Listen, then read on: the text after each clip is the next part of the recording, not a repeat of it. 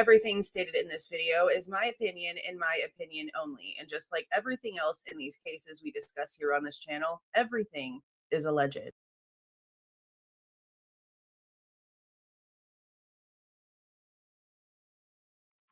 Hey guys, good evening. I'm going to sit here and paint my nails for the next few minutes while we say hi to people.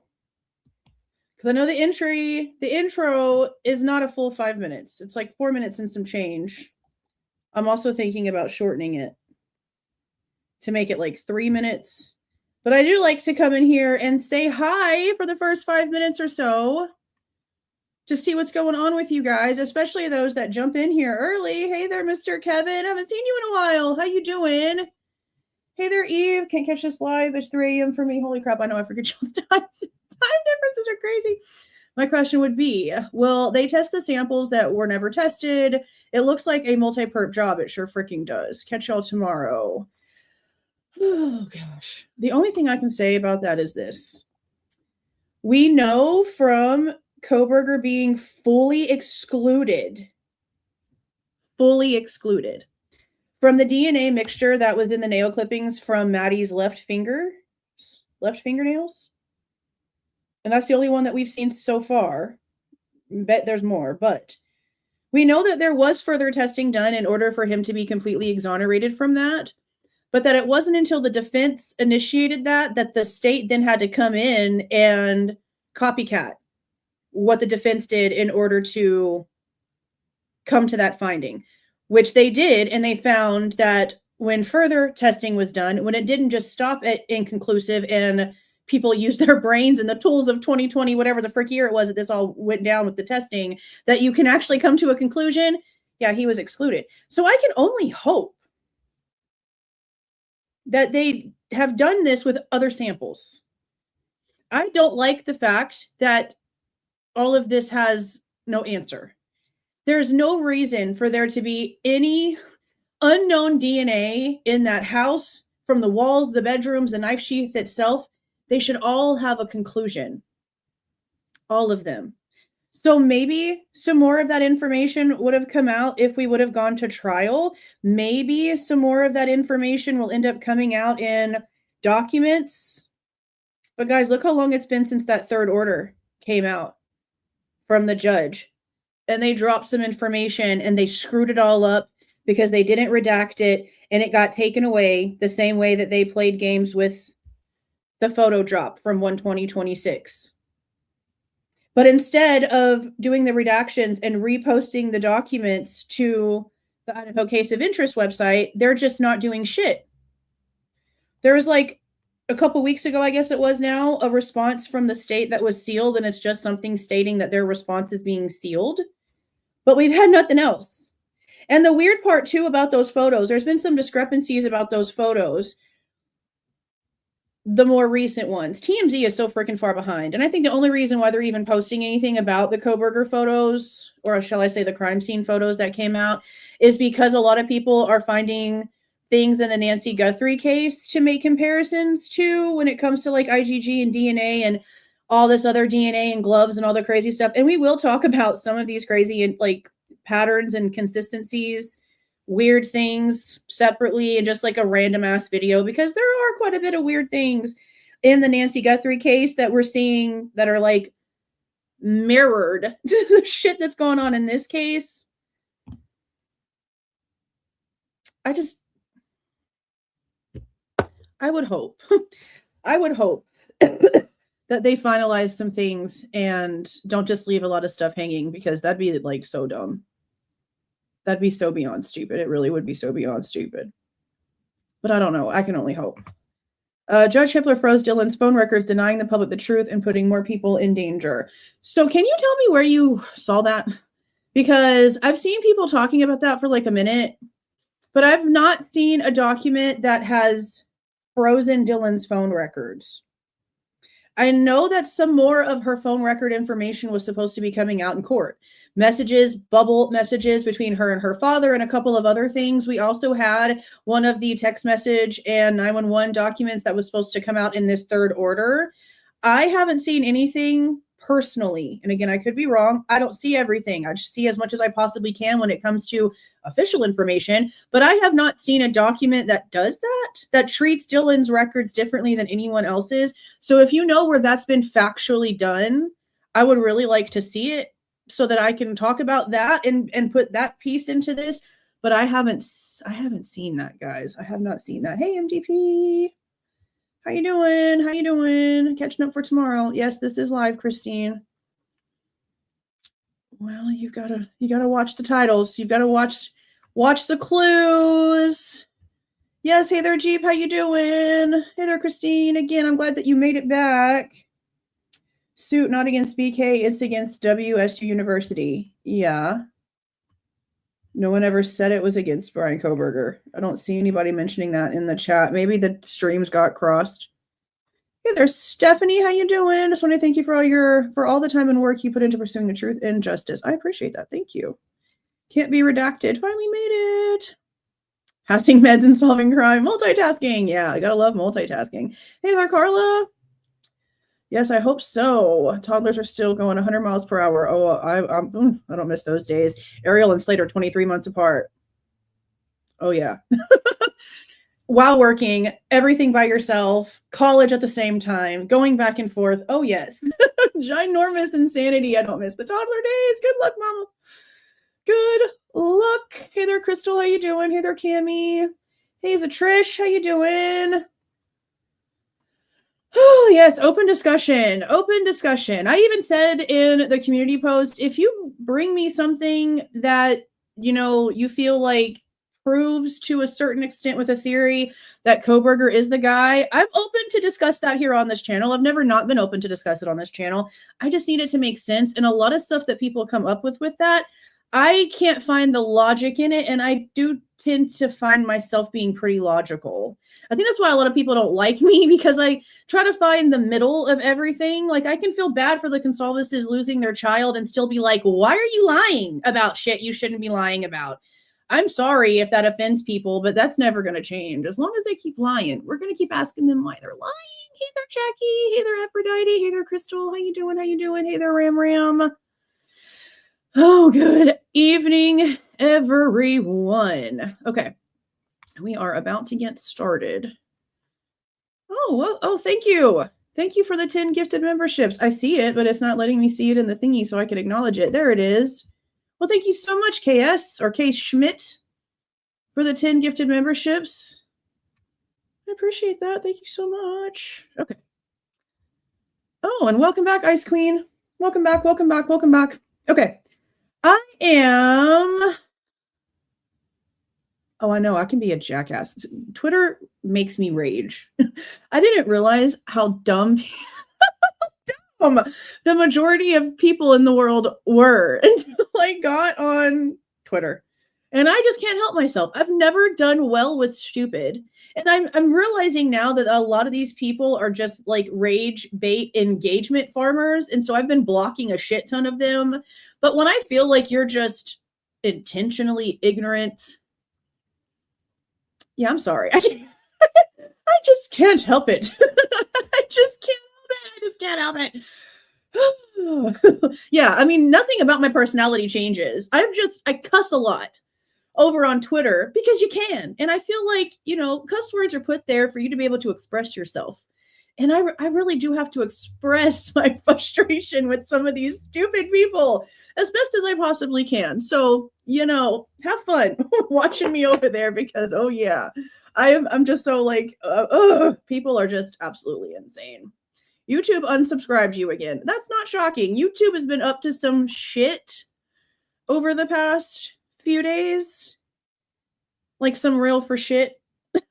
Over the past few days, it's been really, really wild. Okay, I'm going to go ahead and pull up the post that I posted yesterday when I said I wanted to do this. And we can pop up some more. We can talk about some more stuff, but I wanted to go ahead and address the people that did leave a comment first. Can I make this bigger?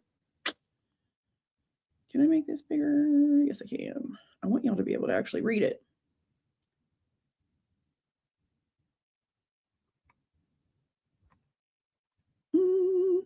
Let me see if I just want to make this to where y'all can see what I'm talking about. Okay, y'all should be able to see that. Okay.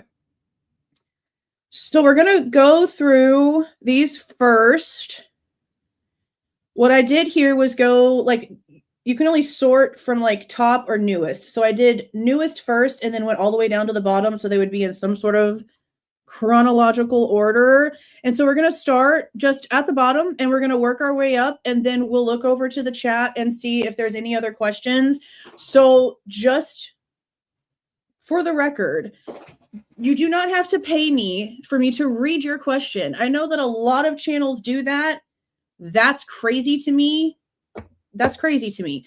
So just keep your questions until we get towards like the end of this thread right here, so I don't miss anything, but I will be directing my attention to the chat after we go through these original ones. So I'm going to try to answer these as best as possible. I don't have all the answers, but I do know there's a lot of people that have something sort of like mixed up a little bit, or there's like new information and they don't know. They've never heard it before, so they have more questions about it. A lot of people kind of jumped onto this after the guilty plea. There's like sections and waves of people coming in and like catching onto the case. So there's a pretty small percentage of people that have been on this from day one out of the majority of people that are following this case. So I try to understand that. And just because I might have known something for a long time doesn't mean somebody else has known about it. So we're going to talk about it now. Okay, so this very first one is interesting because we have talked about this before, but even though we've talked about it before, we still don't know the exact location. So let me go ahead and read this and then I'll explain. Kara Garrison asked, has anyone heard anything or seen anything about the contents of Ethan's apartment that was reported? Did it not exist? Since he is a victim, his residence, if he had the apartment, should have been forensically investigated also. Oh, where have you been? We've literally all been like, where is she at? We haven't seen you in a while. I've seen you on Twitter. But welcome. I'm so glad you're here. I'm so glad you're here. Okay. So when it comes to Ethan, I hate discussing anything when it comes to Ethan because it just brings me back to my original frustrations for how I feel like the family is constantly trying to erase his importance from this when that shouldn't be happening. So a lot of this information, we didn't know about this apartment or other things until these reports started coming out and we started listening to interviews. The way that we've been told is this. His grades were failing, and so he was kicked out of the fraternity living situation. To live with the fraternity at the frat house is like a privilege, and you have to keep up your grades. There's certain things you have to do. His grades dropped. His grades were not passing. They didn't like his grades. He had to move out. What we were told in an interview from his parents, and I think these words actually came out of his father's face, was that they got him an apartment for like 6 months because it would have only been like for 6 months that he wasn't living at the frat house. According to some footage that came out during one of the memorials, there's a frat brother, I can't remember his exact name, but we've gone over this before. He mentioned speaking with Ethan not long before the murders took place, and Ethan was telling him that he was really excited to be able to be moving back into the fraternity soon. So it sounds like he would have been able to move back in because his grades improved after Christmas break. The issue is that it looks like all of his stuff was over at 1122. If you look at the photos, he has all of his button-down long sleeve shirts and all of his clothes are in Xana's closet. His shoes are all over the place. His stuff is in the bathroom. I mean, it looks like he was living there. And I've always questioned, where was this apartment? We have a sort of idea, and I'll pull up a map.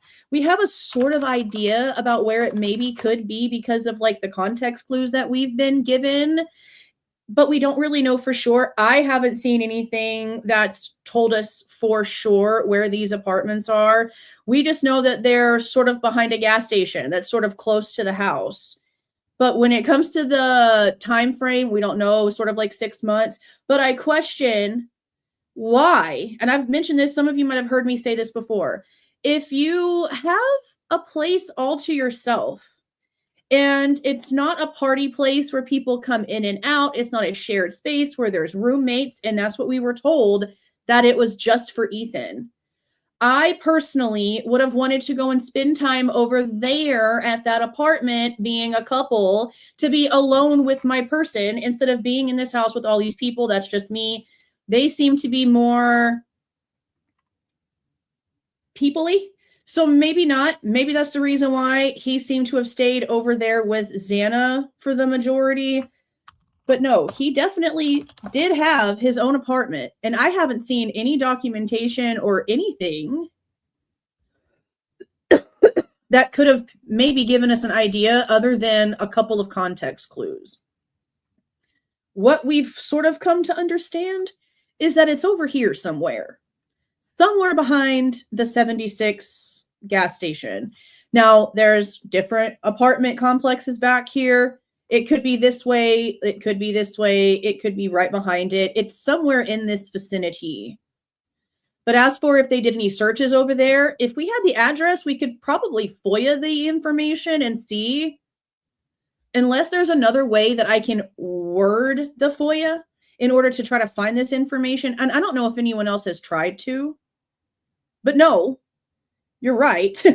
His apartment should have been investigated. There should have been forensics done into it. There should be something somewhere, regardless, because it was his technical residence. So I don't know the specifics. I would love to know.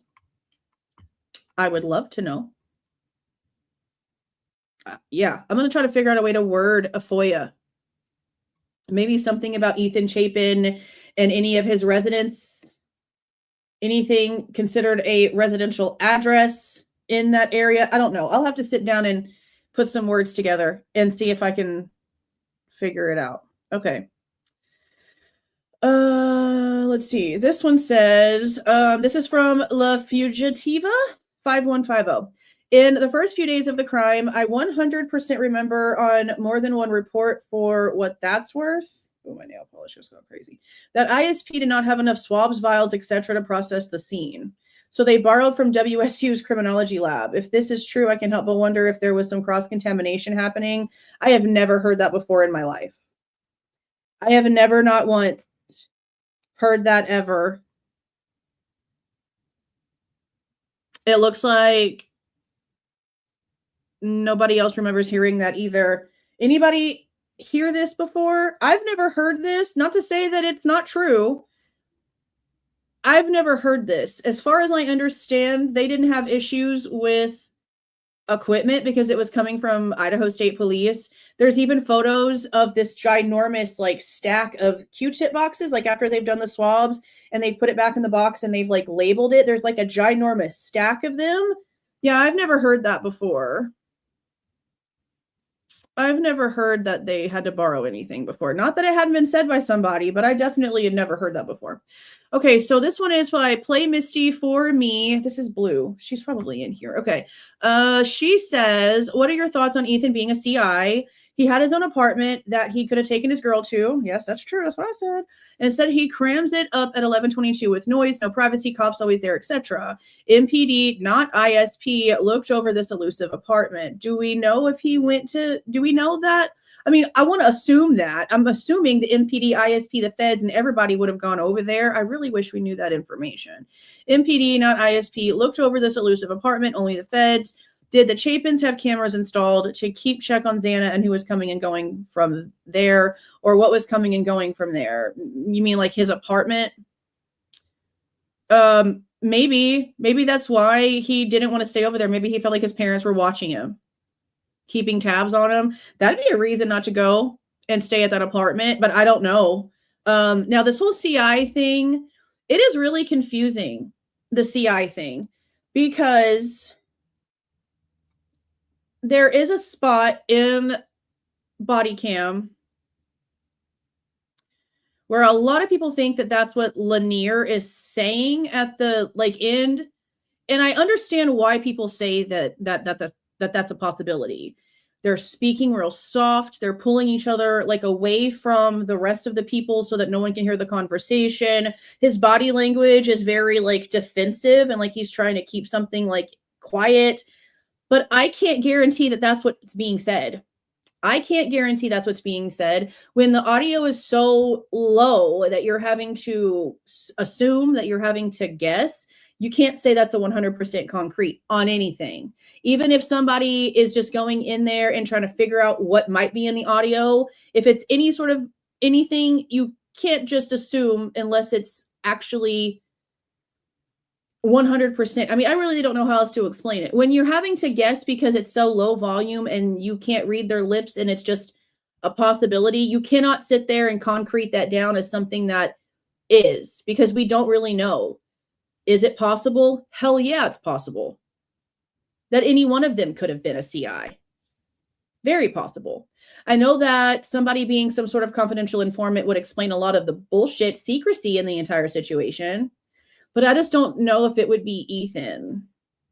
But then again, I don't know. We don't really know a lot about like the odds and like the ins and outs about what they were really doing outside of what we know about the crime. A lot of people want to assume things, but they don't have concrete evidence. It's a lot of stuff that gets made up, and people continue to build on these made up scenarios until it makes sense to them, but they never go back to the facts to fact check if what they're building things on are accurate, if that makes any sense.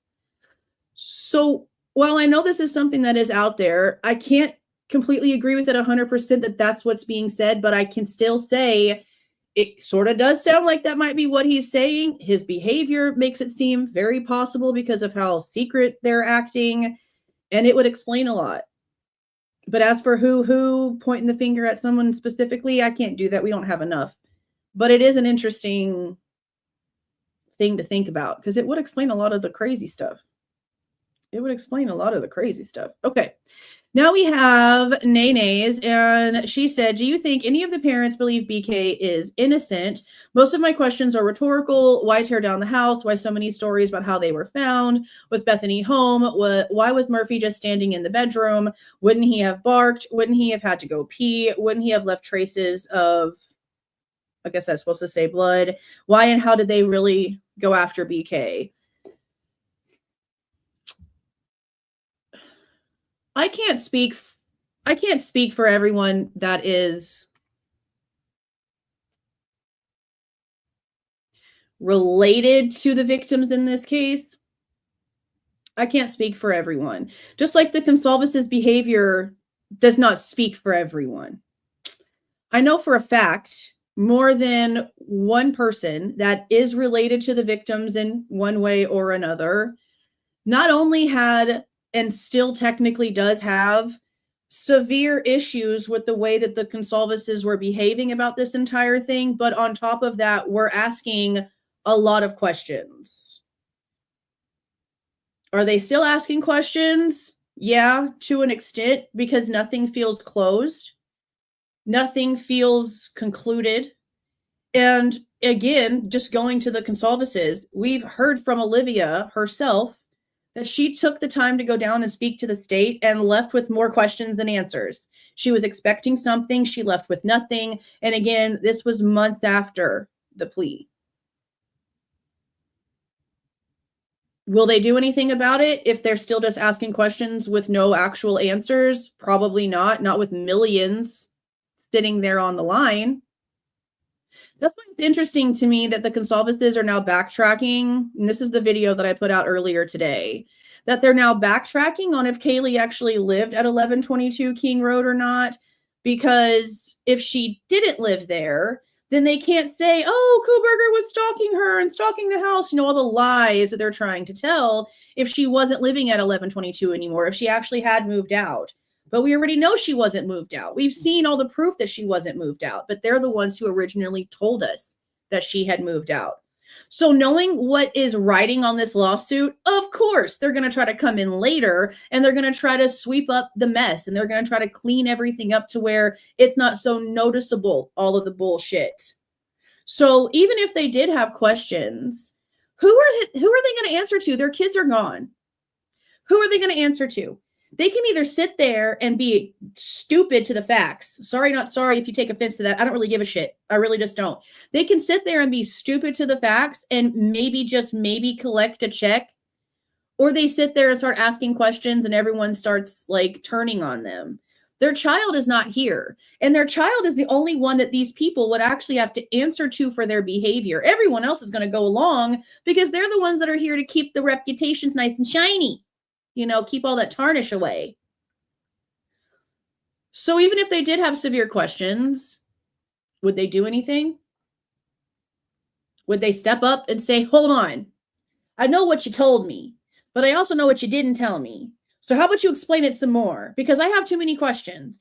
No, there's only one that openly did that. And even they are completely ass backwards about everything.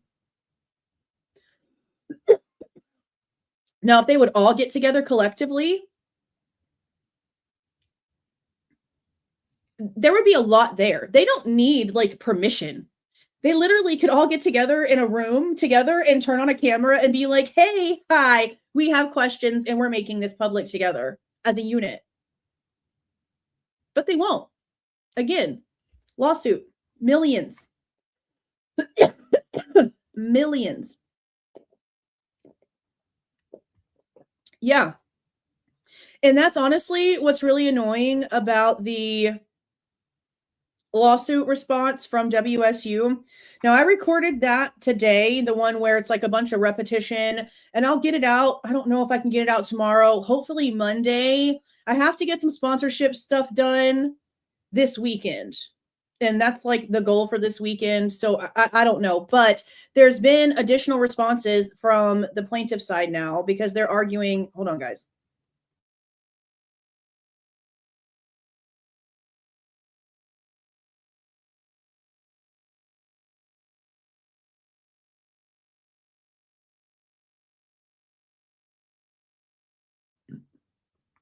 Okay. And did you wait until I went off screen to say that? Because that timing was crazy.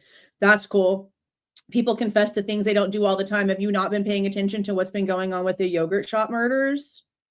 You might want to look into some things before you start thinking that any sort of confession with no details actually means anything so serious.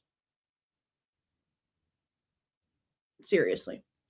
But yeah, if they have questions, I don't know if they're going to come forward. Not with this lawsuit. Not when they think they could get millions. I don't think that they will, regardless of how much they ask questions or not.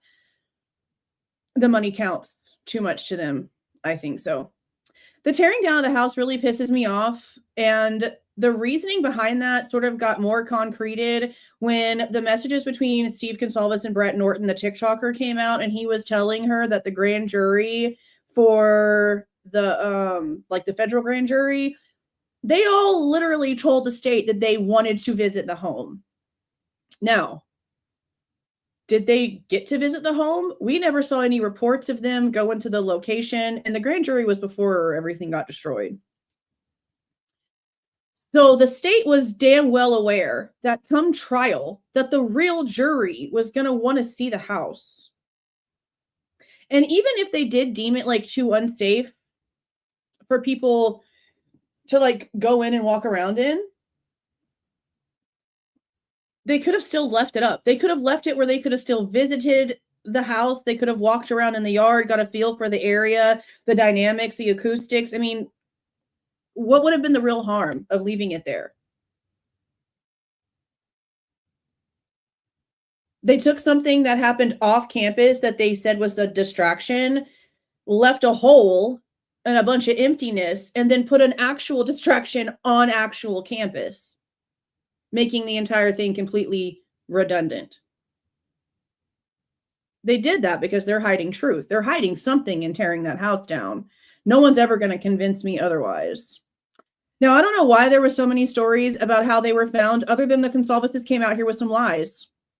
And people are going to act like, oh my God, you're such a bully. Why can't you leave them alone? Why can't they stop lying? They're the ones who came out here and told us Xana's door was closed. They're the ones who came out here and told us that Hunter got called over very specifically to manhandle the door open because the door was closed. They're the ones who told us that Kaylee was sitting up in the corner slumped over when she's not. No one else has been coming out here giving inconsistent statements but them. So we're going to point out the things that we've heard of, because how else are we supposed to talk about it without the facts? And the facts are the Goncalves did all that bullshit. I don't know why. I don't even think they know why, if you want to be so serious. Now, Bethany being home or not, A lot of people have questioned this. I never was one of them until like more recently. And this is actually something I recorded today for a sponsorship video to put my sponsorship ad in for Aura, was this subject. Because in Bethany's interview, I can't remember the date, not the first one. I believe it's like the 16th. I believe it's the 16th. Bethany tells the police that it's a week or so before the crime took place that she heard a blood-curdling scream in the middle of the night, made a couple phone calls, no one answered the phone, and then she called someone outside of the house to come and get her. She doesn't say if it was the guy that she was sleeping with that we heard his interview about. She doesn't say if it's a friend of hers, none of those things. Just that she heard a scream in the middle of the night. No one answered the phone when she called. She had someone come pick her up. A week before the crime took place, or a week before the 11/16 interview, and that would have only been 4 days before the crime took place. So I don't know if her timing is wrong, and it was that night, and she heard a scream that night, and she got picked up, and then there's other shit that happened that we don't know about. Or if this just happens all the time and people scream all willy-nilly out there like a bunch of psychopaths, and for some reason, that one particular night, she felt like getting the hell out of there. Now, I will say this. I know you see my eye roll. My God. Okay. Watch the Obsession, who has had a weird and untruth, like not true whatsoever relationship when it comes to the frats and the sororities over at U of I. And not that she doesn't talk to them, but everything that she's said that they've said to her has not been factual, has not come out in any sort of report or fact or anything like that. So let's just keep that in mind. Okay, let's just keep that in mind. She had been saying for a while that she was going to have the people from the 1112 house or whoever was in that house that like had the camera footage come out and explain the 227 blood-curdling scream that literally ran through everyone's bodies and gave us chills for weeks. You know that one?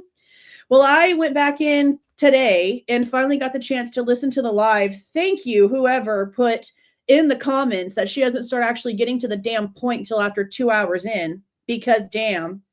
What she's trying to say in her ridiculous, roundabout, hard to understand way of speaking, if you thought that the guy that tells us about the psycho kid who followed Xana and Maddie to Mad Greek and in the house and all the things are hard to understand, holy shit.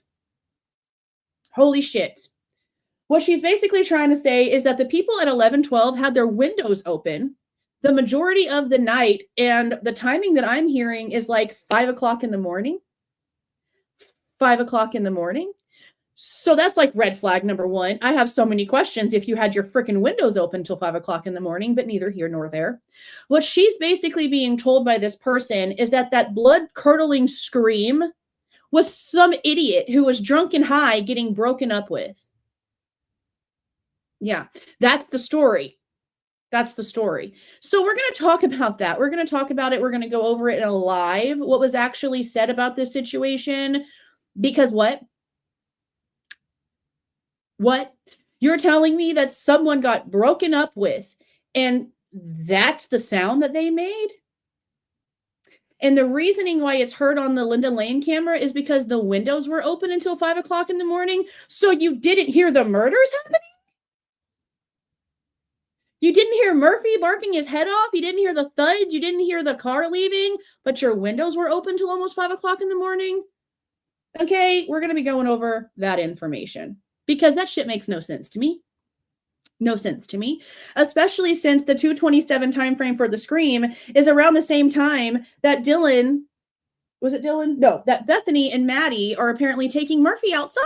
And if it's by some miracle, she has left Maddie out there because Bethany says herself she's only out there for 10 seconds or so before she turns around.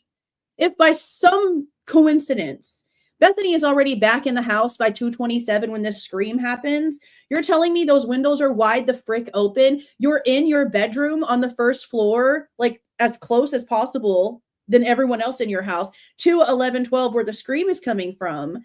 And you hear this scream and you don't say anything about hearing a scream. So you hear a scream a week before You're having this interview on the 16th and it freaks you out so much you have someone come pick you up and you leave. But we hear a blood-curdling scream at 2:27 and you nor Dylan or anyone else even mentions it in the interviews? That's weird to me. That's weird to me. So that's the information, and we're going to be trying to like go over all of that, but I'm going to have to clip what I did record from her live. I can see why not a lot of people like told me that this was like finally up there. She alluded to this information coming out for like almost a week. And I find that crazy because in the live, she's sitting there saying that she has to now text this chick and see if it's even like okay that she tells this story. And I'm like, you advertise this for a week without even having permission? I can't even trust this. I can't trust that information. Especially since you're not like interviewing the person's not coming out and giving this information, and she's talking in all sort of like cryptic. I don't really want to say everything. Oh, they had DV situations and cops would show up, and I'm like, whoa, what? So apparently there was all kinds of drugs happening at 11/12/2 that night. People were smoking and all kinds of illegal things were going on. Now, if it was just green stuff, I don't give a shit. But we also know that there's some other crazy stuff happening in way of substances, especially when it comes to colleges. And that's the excuse. Was this chick was high, she'd been drinking, there was an argument, she got broke up with, and because he broke up with her, she screamed like a banshee. Yeah, I'm not buying it. Not buying it. It's just too much. Too much. So I would love to know why Bethany is mentioning hearing this scream, calling people in the house, nobody answering, having somebody come pick her up and take her out of the house. But she doesn't mention anything about the scream at 2:27, and we know damn well she was awake. She was, again, either outside with Maddie, had just came back in the house from leaving Maddie outside. She was watching TV for who knows how long because it's close to 3:00 when Maddie calls Bethany's phone. And according to Bethany, this is Maddie asking Bethany if she'd seen Murphy because Murphy's missing at this point. So Bethany was awake. She mentions a scream that freaks her out and she leaves for a week before the interview, but doesn't happen to mention the blood-curdling scream the night of the murders.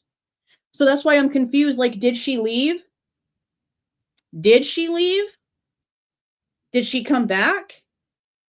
I don't know, because we know that she's telling Dylan, like, come down here in the messages, meaning that she's giving some sort of like location detail to come down here where I am, where you're not alone, basically. So that's why this whole time I'm like, the verbiage says that she was home. She's talking to Dylan like they're in the same space. Does that mean shit? No, it really doesn't. Not in 2026, not in 2022. It hasn't for a few years now. So I don't know. But her saying that about a scream really messes me up because of what we heard on this camera. So I don't know. Lots of questions.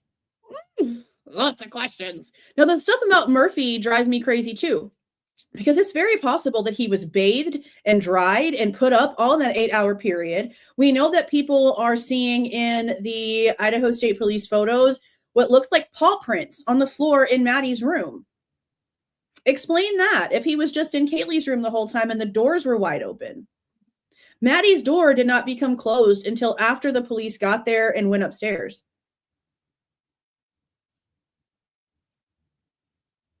The Murphy thing doesn't make sense.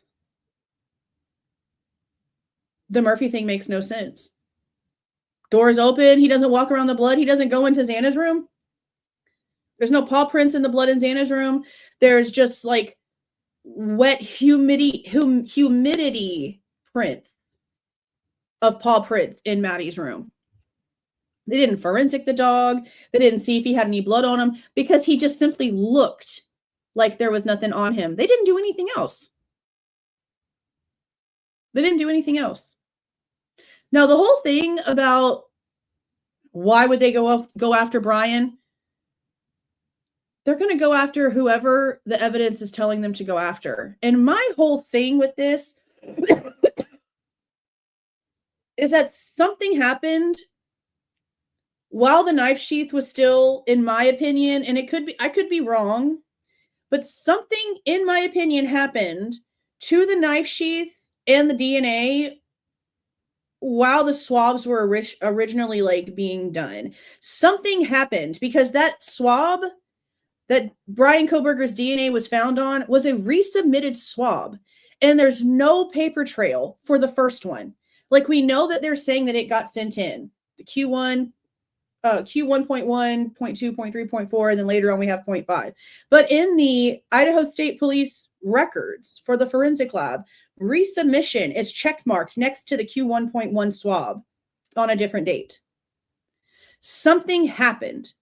And my thing is that if somebody somehow planted the DNA because they swabbed it, switched the swabs, I don't know. But if the cops think that they're chasing the right information, it only takes one corrupt piece of shit to go in and taint the evidence. And the cops could be none the wiser. They could be as incompetently pathetic as possible, like we see, and still think that they're chasing the right thing. We also need to remember that MPD didn't do shit when it comes to this investigation in a way of what we're being told.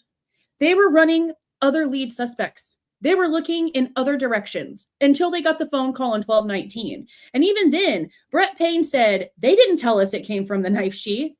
They didn't tell us that it came from the IgG. They didn't tell us that this came from a DNA sample, not till the 20th. So even then, MPD was running blind with nothing but a name, no evidence, no information, no nothing, simply because the FBI said so. Simply because the FBI said so. And in my opinion, somebody would have had to have gone in and tainted it after it was taken from the crime scene. That's the only way that that shit makes any sense. I don't care about the 8-hour delay. I don't care about none of the other stuff. Something happened after it was packaged. We've seen what it looks like when you ask them for chain of custody for the knife sheath.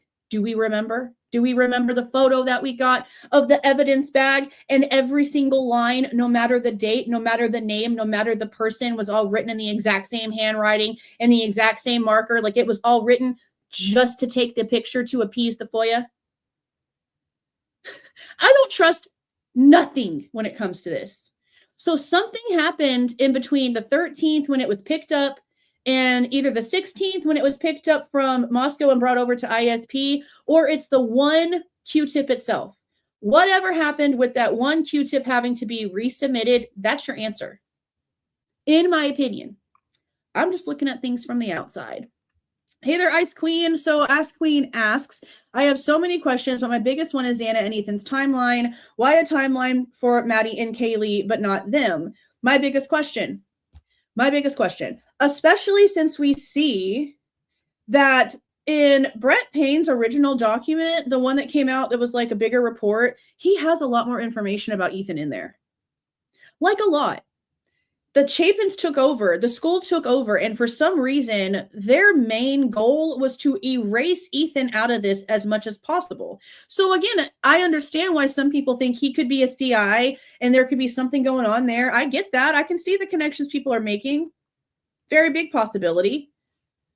But I don't know. It's just a possibility. And I don't understand this either. I don't know how we are all these years later and they can't give us a timestamp for Xana and Ethan getting home. They can't look at the phone activity and tell us when they actually got there? How? They can't give us timestamps for things? I don't see why not. The 2:15 ordering time for the DoorDash and it not getting delivered until like 4 o'clock is also just like, because you're waiting for almost 2 hours for a DoorDash. It's not handed to you. It's dropped off on your porch area, at least that's what we're being told. There's no photo. And all of this is happening within like minutes of everything going on.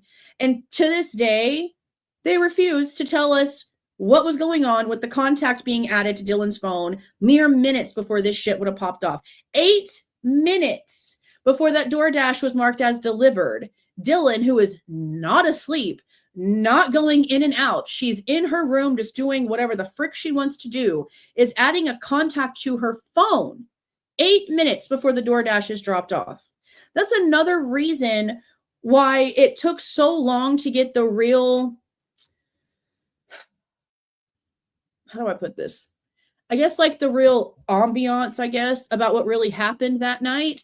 because we had never heard from Dylan's own face. We've been told all these different stories, and we've been questioning this whole time. There's no way you didn't hear anything. This is all bullshit. You heard everything. There's no way. Turns out she did. She heard every damn thing. Everything. What bothers me is that as her interviews go, the scream goes away. The startledness goes away. The fear goes away. It waters down the more she talks. Someone told her to do that. Because when she's talking to Nunes, she very well makes it clear to him that there is panic and fear in Kaylee's voice when she is screaming about how someone is there. And until we heard, sort of, that version from her, and honestly, you can still sort of flip-flop it this way because we don't really know what the frick is true or not, regardless of what we've heard. That's just the truth. Because of the timing of the DoorDash driver and the timing of all this going on, pretty much 4 a.m., she could have easily been walking up the steps, gotten up towards her room, looked outside, and saw that the DoorDasher was downstairs. And that's when she said, someone's here, and came back downstairs. Because maybe she saw the person getting out of the car holding the food and walked towards the door. I don't know. There's a lot of questions. There's a lot of possibilities. The fact that we have no actual answers and you could go to a million different paths, I just don't even know. I really wish we had some more information on that. Gotta be to work at 7. Okay, Cricket Moon. Let's see where your questions are. Gotta be work at 7. Already up so late. So excited to see whenever I can. I think it's absolutely time to get all those theories out there and respectfully to the community, hone in on the facts. We need motives or lack of, correlations and history of the victims, working outward from 1113, actual forensic science observations and analysis. Above all else, we need to be open-minded and willing to hear every angle, using documentation and evidence in any debatable scenario. Jules has acquired an incredible following, and I'm very impressed with these amazing minds. Let's find justice for these victims. Yeah, there's a lot of questions that still need to be answered, but there's also no reason for them to not have answers. I think that's just like the most frustrating thing, is that they're wanting us to believe that we're at the last chapter of the book and that it's about to be saying the end. But everything is a huge cliffhanger. Everything is a huge cliffhanger. It's disgusting all the way around. It really is. Okay. Mr. Steal Your Tupperware. That's hilarious. Okay. It says, early on, someone pulled Christy G's Venmo records, and there was a message from some creep mentioning OF. What are your thoughts about the possibility that Christy was catfishing using Kaylee's photos, and that's why Kaylee blocked them from her social media? Holy shit. Well, I've never seen that before. I have never seen that before. Do you know where this might have been seen before? Because I've looked at like the victims' Venmos. I've looked at stuff that was sent over to Eric Gower that Connor posted the other day. I've seen them going back and forth for bills and pizza and stuff like that, but I've never seen anything from Christy. I've never seen anything from Christy. So if anybody has that, I'd like to see it. I know that when it comes to like OF or anything like that, that was one of the things that really bothered me about Steve Goncalves having some sort of weird friendship with JLR. Remember the selfie with his arm around JLR, like they're besties? Because he was one of the first ones to come out here and say that they were sugar babies and doing all these things for money, but no one's ever provided proof. It is 2026. This stuff has been going on for years now. Don't y'all think that if there was really a video out there on any website anywhere that showed any of that, or a listing or a posting or something, that it would have been found by now? We know how people are out here on these internet streets. That shit would have been found and verified. None of that's been found. None of that's been verified. Now, about her having them blocked on social media, I remember that. I remember her having, I think, Olivia and Jack D blocked on social media. Olivia has come out with a video and said that it's not true. Have y'all seen that? Put a 1 in the chat if y'all have seen the video from Olivia over on TikTok where she's like explaining the social media blocking thing. She doesn't really explain it, if you want to be so serious. She just like talks about it. But put a 1 in the chat if y'all have watched that video over on TikTok. Oh, thank you for the 10 gifted memberships, Wasp. I appreciate that. Thank you so much. Congratulations, you guys. Don't forget we have a members only live on Monday. Oh, yes, there would have been, because people would have seen it and they would have seen their names and they would have wanted the clout and they would have clipped it and they would have posted it. Oh, yes, ma'am, or sir, whoever you are. Sally, Miss Ma'am. No, yeah, they definitely would have. People do all kind of crazy, nasty, stupid shit for clout. Trust me, they would have. Oh, a bunch of you haven't. Okay. Let me see if I can find it and pull it up and we'll watch it real quick. She sort of addresses it, but like not really. And look who's every time I open this, look who's the first person. She's the first person that always pops up on here. For those of you who don't know, this is Steve Goncalves' other daughter, Samantha, that he threw away like trash in order for him to actually be able to be with Christy, in case you like didn't know that and never saw her face before. Okay, so let me find this real quick.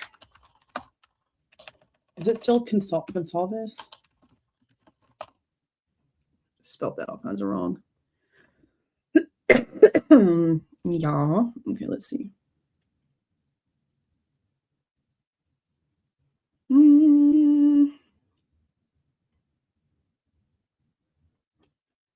trying to see which one it is. Because she posted a video that was like Kaylee talking into the video, sort of like the one we have of Xana where she's like talking about herself. Then there's the video of the Lifetime movie. Man, my like throat is like got a dry spot or some shit. Just keep this really brief, but I'm trying to see like which one of these it is.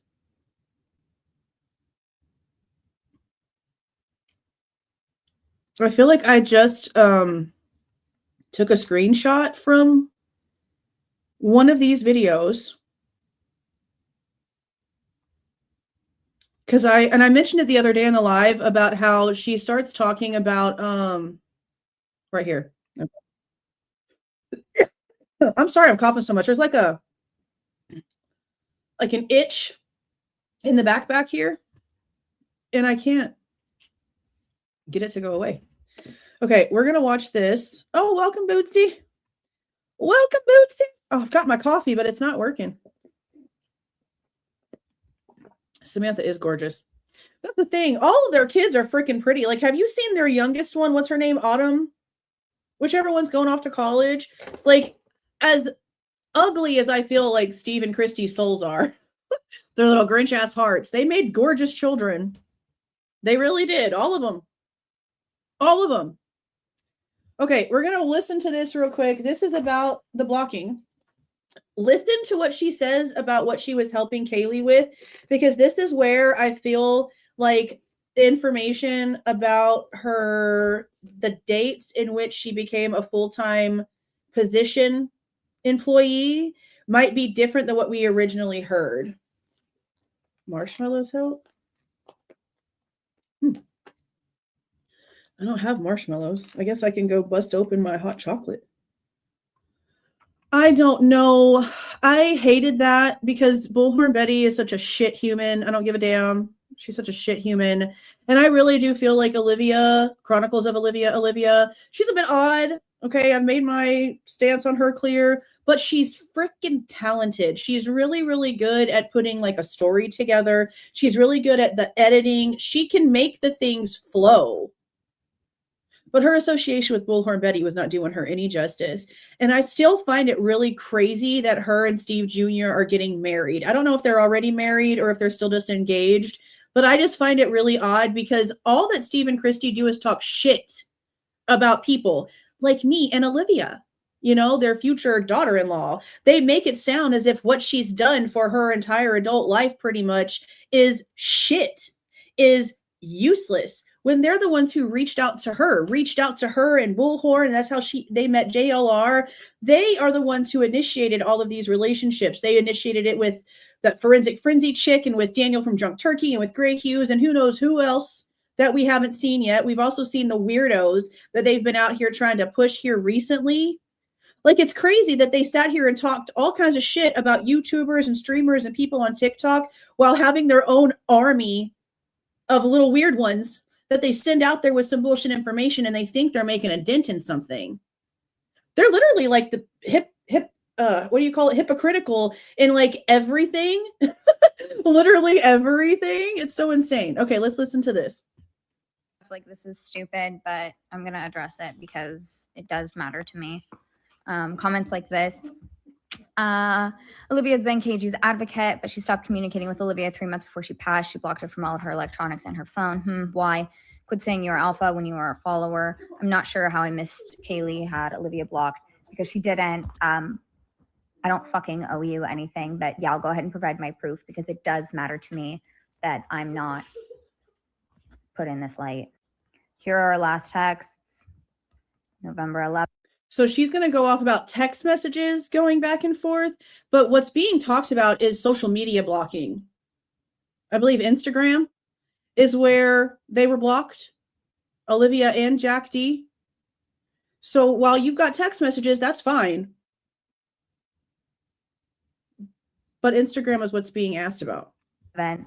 I said, I'll call you right back. She had FaceTimed me. I was in a meeting at the time. I said, I'd call you right back. I did, and she didn't answer. Here's a screenshot I took on November 6th, 2022. She had sent me a message on LinkedIn. She'd just gotten her LinkedIn account, and she said, you are so pretty. She'd sent. Now, remember what else happened with the LinkedIn. Some weird shit that Chronicles of Olivia recorded with this Olivia and put out there. Something about how it just like disappeared. Like, it came active after Kaylee died, and then it disappeared, and then like came back again. Like, a bunch of weird ass stuff was happening with the LinkedIn account. And they asked law enforcement, hey, did you take this down? They said no. They asked LinkedIn, hey, did you take this down? They said no. But it all felt like it happened like way too quickly after the crime took place for it to be the police anyway, because they wouldn't have even had time to like write up a damn search warrant for anything or any sort of subpoena or anything like that to try to force them. So I don't know. There was a lot of crazy stuff with LinkedIn. So on November 6th, a week before the murders took place, I'm guessing while she was not at 1122, because regardless of the fight about if she actually moved out or not, she had been out of the house for a week. But we didn't know until I believe it's the interview with Dylan that she left to visit again for Parents Weekend. That weekend, she left. Maddie was in Boise with her dude. There was only a few people that still were at the house, and Xana was one of them. Bethany was one of them. Her dad was there. Jeff was there. I don't know what the hell Dylan was doing. I don't think we heard shit about Dylan and Parents Weekend. I don't know if she left. I don't know if they came to see her. I don't think we heard. Anyway, we know that the Chapins were there with Ethan. We heard all about that.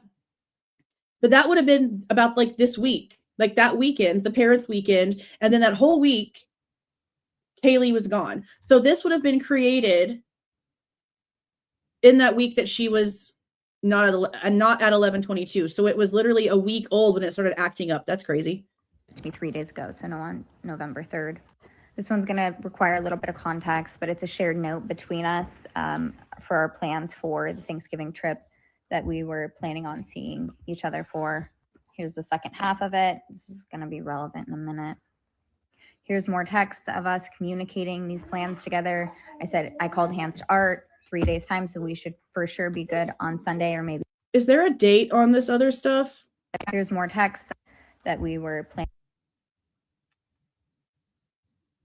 I mean, I don't know.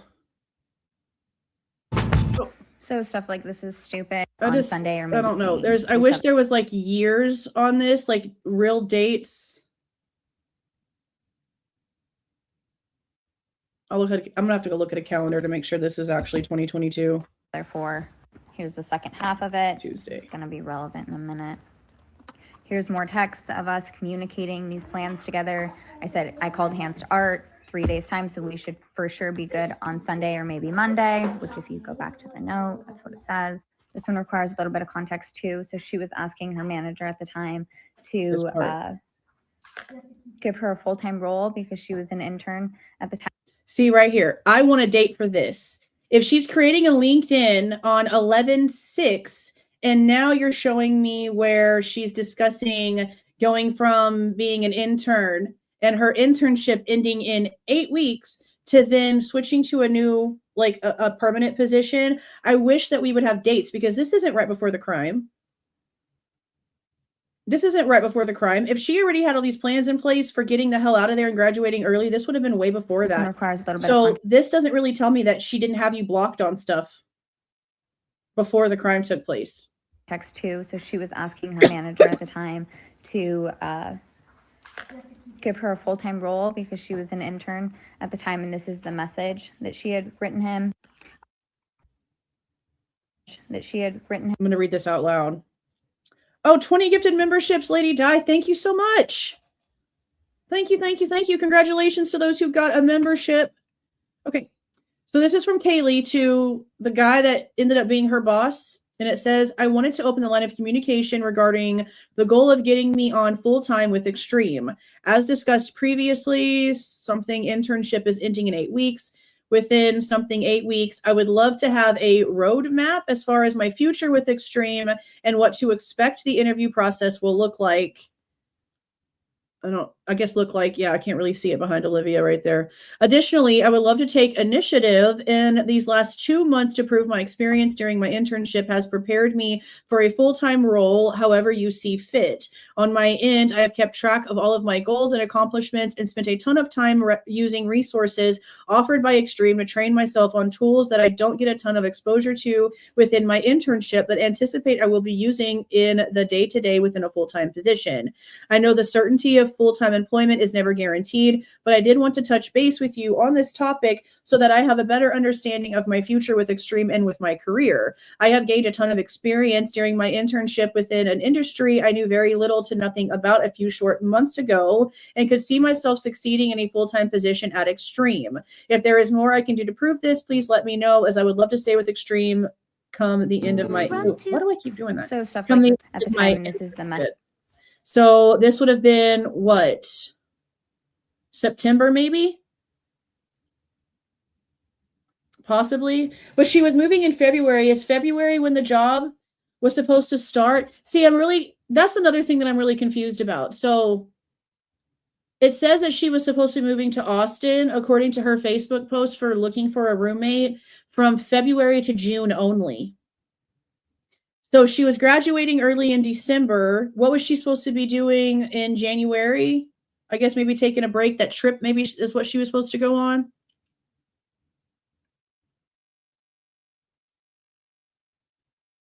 I wish we had dates on things. Because there's I'm looking. I don't really it's something up here. It says 2022. I feel like that says OCT. October single digit date 2022 is what I feel like that says, but I could be wrong. Message that she had written him. I helped her rewrite it just a little bit. It's here. I guess I'll move my face out of the way so you can read it. Okay, so it says that there's a date right here. The termination of the current contract was 12/1 of 22 in 8 weeks. So yeah. September, October, November, December. Yeah, October-ish. Stop scrolling. This is stupid, but here's what. Okay. So when did she send it? That she had. I guess it would have been in October. Okay. Well, at least we know that 12/1 would have been the date that she would have been considered no longer an intern. Written him. I helped her rewrite it just a little bit. It's here. I guess I'll move my face out of the way so you can read it if you want. It's not really important. Here's what I finished with and what she responded. Here's once again her October 6th talking about her move, saying how much I thought that it would be for her to move to Austin at this point. So how are you asking her if she only has one room of stuff? How do you not know that? So this is October, and she's telling her like everything that's over there, and Olivia doesn't know anything about her living arrangements, it seems like. It's going to cost a hell of a lot more than $3,000 to take furniture from Idaho to Austin. Are you out of your freaking mind? Let me tell you something. When we were moving, and if you've been here for a while, you know all about the move that I'm talking about. Okay, we're not going to get into all the freaking dramatics. We're just not going to do that. When I was looking up how to get the hell out of there the best way possible, I wanted to do it in one sweep because of how dangerous it was for us to even be trying to plan to move at the time that we were trying to move. I wanted movers, and it was a 2-bedroom, and there was 3 beds all together, and furniture and some other things, washer, dryer, stuff like that, playhouse. They wanted to charge me $7,800 to go from where I live to where I'm at now, and it's a between 6 to 8 hour drive. If you think they were going to charge Kaylee $3,000 to move furniture from Idaho to Austin, you're out of your mind. You're out of your freaking mind. What? No. Maybe like 13 because of the mileage and how many states they have to pass through. No, they were going to try to charge me $8,000. That's why I ended up taking a U-Haul that I had to drive, getting a car hauler, putting my SUV on that damn thing. My mom ended up following us for just in caseies because there wasn't enough room in the U-Haul for me and my 3 kids, and we just took it all in one sweep ourselves. Wasn't paying almost $8,000 for some strangers to manhandle my stuff. But no, it definitely wouldn't have been, it would have been more than this. Now, what she'd apparently planned to do was like sell off all of her furniture and just buy new stuff down in Austin. But that shit doesn't even really make a lot of sense either, because if she was only supposed to be in Austin from February to June, and then in June she was going to be moving in with her friend Jordan, what was she going to do? Resell all of her furniture all over again and buy new furniture again the next month after she moved? I don't think we knew about where her and Jordan were supposed to be living together at.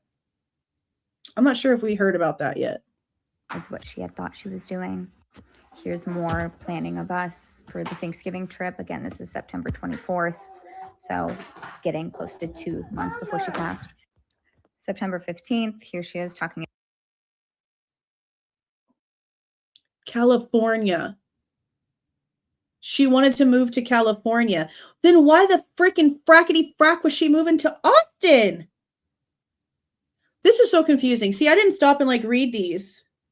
Okay, so this is Kaylee telling Olivia, my friend and I are moving in June. I want to consider Callie, but she won't. Oh, so she wanted to move to California, but Jordan won't. Well, good on you, Jordan, because California is scary. I'll just say that. She won't. So she said, if I do my research and convince her, then she'll consider. Best 5 cities in Cali for 2 single girls in their early 20s that just want to have fun. She's thinking East Coast, something I'm fine with, but I want her to at least about moving again. Consider Cali, because I think there's some great fun places and weather is nice, which is exactly what we're looking for, but she won't.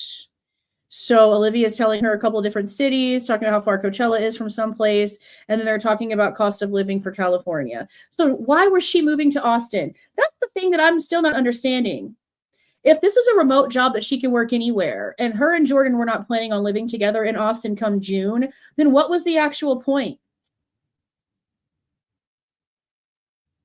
I just don't understand the point of her moving to Austin. It seems like a sidetrack adventure for nothing. Especially since she was looking for some rando to live with. The whole thing is weird. And Kaylee was very spontaneous. So right at this moment, she was thinking of moving to California, which is where I live.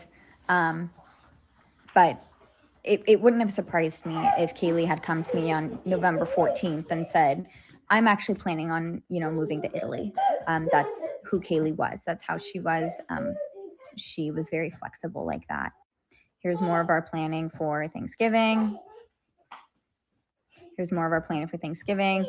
This makes sense because she's mentioning the Bloody Mary bar, which is something that is in our shared note together. Again, this is stupid. I shouldn't have to fucking prove myself like this. No one is asking you to show us your freaking Thanksgiving food list, Olivia. People are asking why she had y'all blocked on Instagram. You're the one choosing to go through your personal notes on your phone. And while you're complaining about it, no one asked you for that stuff.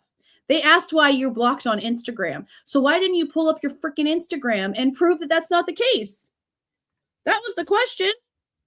But it's also hashtags like this, hashtag backlash, lies, truths, using my sister's name, and then making comments like this that are really frustrating. But you're not proving that they're wrong. You're showing your personal text messages. You're showing your personal shared notes on your phones. You're not showing your social media. For what it's worth, I did make a comment on her video. She hasn't responded to it. She hasn't deleted it. So, you know, maybe she's just misinformed. It's always the best case scenario.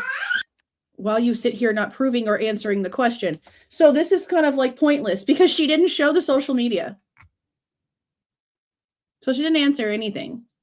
So she can just like assume that people, or she can say that people are making shit up and that nobody was blocked. Nobody did anything, blah, blah, blah, whatever. You're not showing us Instagram. You're not showing us your social media. You're going to have to like do better than that. You're really going to have to do better than that to prove that.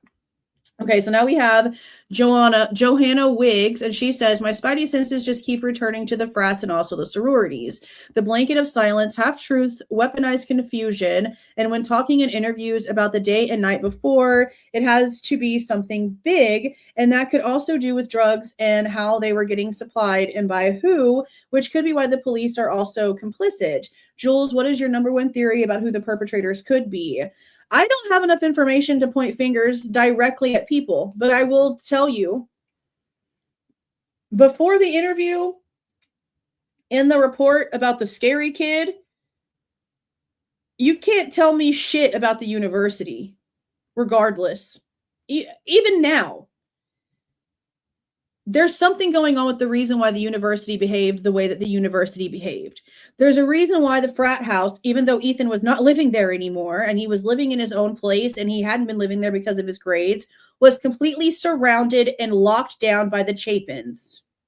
They came out themselves and said they had this like lock-in thing with the entire frat where they closed the whole house down. They made everybody put their phones up and no one got to leave until the next morning. That's creepy. I'm not going to sit here and pretend like something's cute about that. They were just fraternity people to Ethan. They were just people in passing to Ethan. He wasn't even living there. Why are you having a powwow with them in the middle of the freaking night and not allowing anyone to leave and making them put their phones up? That came from the Chapins themselves. That was Stacy's words. Okay.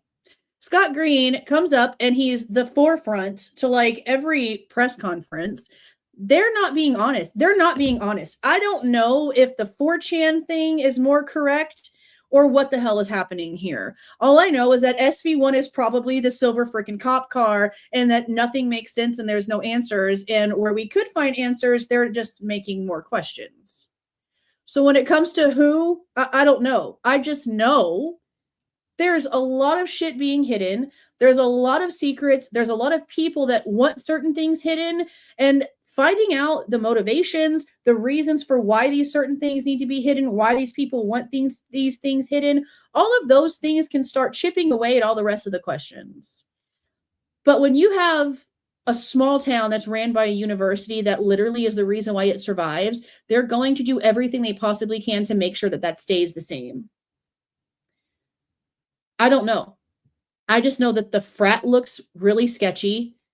Stuff with Hunter looks weird. Stuff with Jack Jakor doesn't make a lot of sense. Stuff about this creepy ass kid who's claiming apparently that he followed the girls to the Mad Greek and was in the house. There's a lot of weird shit, but they're not going to all be the answer. And they probably didn't all work together either. I just know that what we're seeing is not the act of some random ass stranger who took a chance. There's just no freaking way. And they definitely cannot tell me that it was Kohberger while telling me that he has no connection to that house and that he wasn't stalking the victims. You can't convince me. You can't. We need more. And maybe this answer would have been more specific if we would have gone to trial, if we would have heard the alternate perpetrator evidence, if we would have seen cross-examination and heard more details, because we know nothing. We know nothing, except that apparently now everyone at 1112 is doing drugs with their windows open. So I don't know. I don't know what to think about that. That's brand new information that I don't even know what to make of. Because of all of the rumors of the substances and the things that could have been involved. Who knows if somebody got an address mixed up? Maybe it was 1112 that did some stupid shit and they were supposed to be the target, but the dumbass hitman got the freaking address wrong. I don't know. I don't know. I just don't understand why, if this is so cut and dry, of some random person with some sort of effed up brain popping up on a stranger's house in the middle of the night and doing the worst, why there's everything else. If it's really that cut and dry, then why is there no answers? Why is there no working narrative? Why is there no facts? I was hoping. You guys heard me when the plea thing happened. Maybe now we're going to get answers. Maybe this is all going to make sense. No. No. We went in hoping that we had been wrong. We went in hoping that we would get answers, statements, questions finally answered from the press conference. The state was going to finally come out and show all the cards. Turns out they didn't have any. Self-admittingly did not have any. I don't know. But whoever it is loving every minute of this because they got away with it. And I don't even think they had to do anything to get away with it.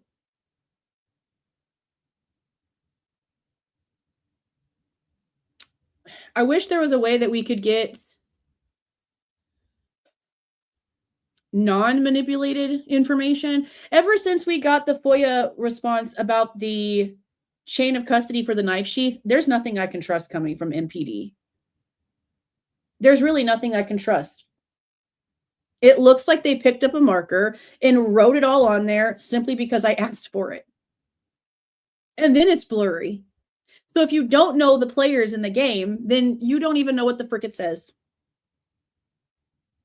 Why?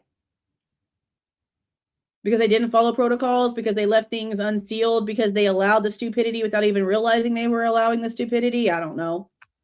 And I don't know if we're ever going to get answers for that.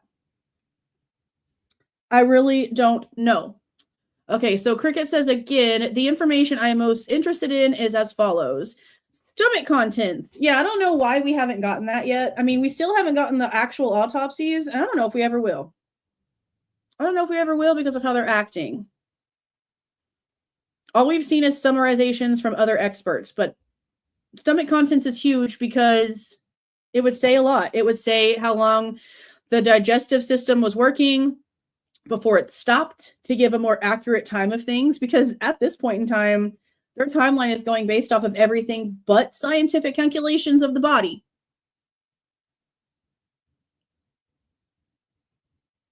They're lazy is really all I've come with that. House history, owners, agencies, residents, management groups, associations, adjacent properties, rental agreements, payments, utilities, contracts, accessibility by management, and innuendo mail accessibility. Now, when it comes to the Scott Perkey thing, Heather did send me an email with some information on it, and I haven't been able to sit down and look at all of it yet. I do know that the only discrepancy that I'm seeing is like the year of birth of this person. So that's one thing I'd like to get with MPD to see if they'll maybe sort of help me out with that situation.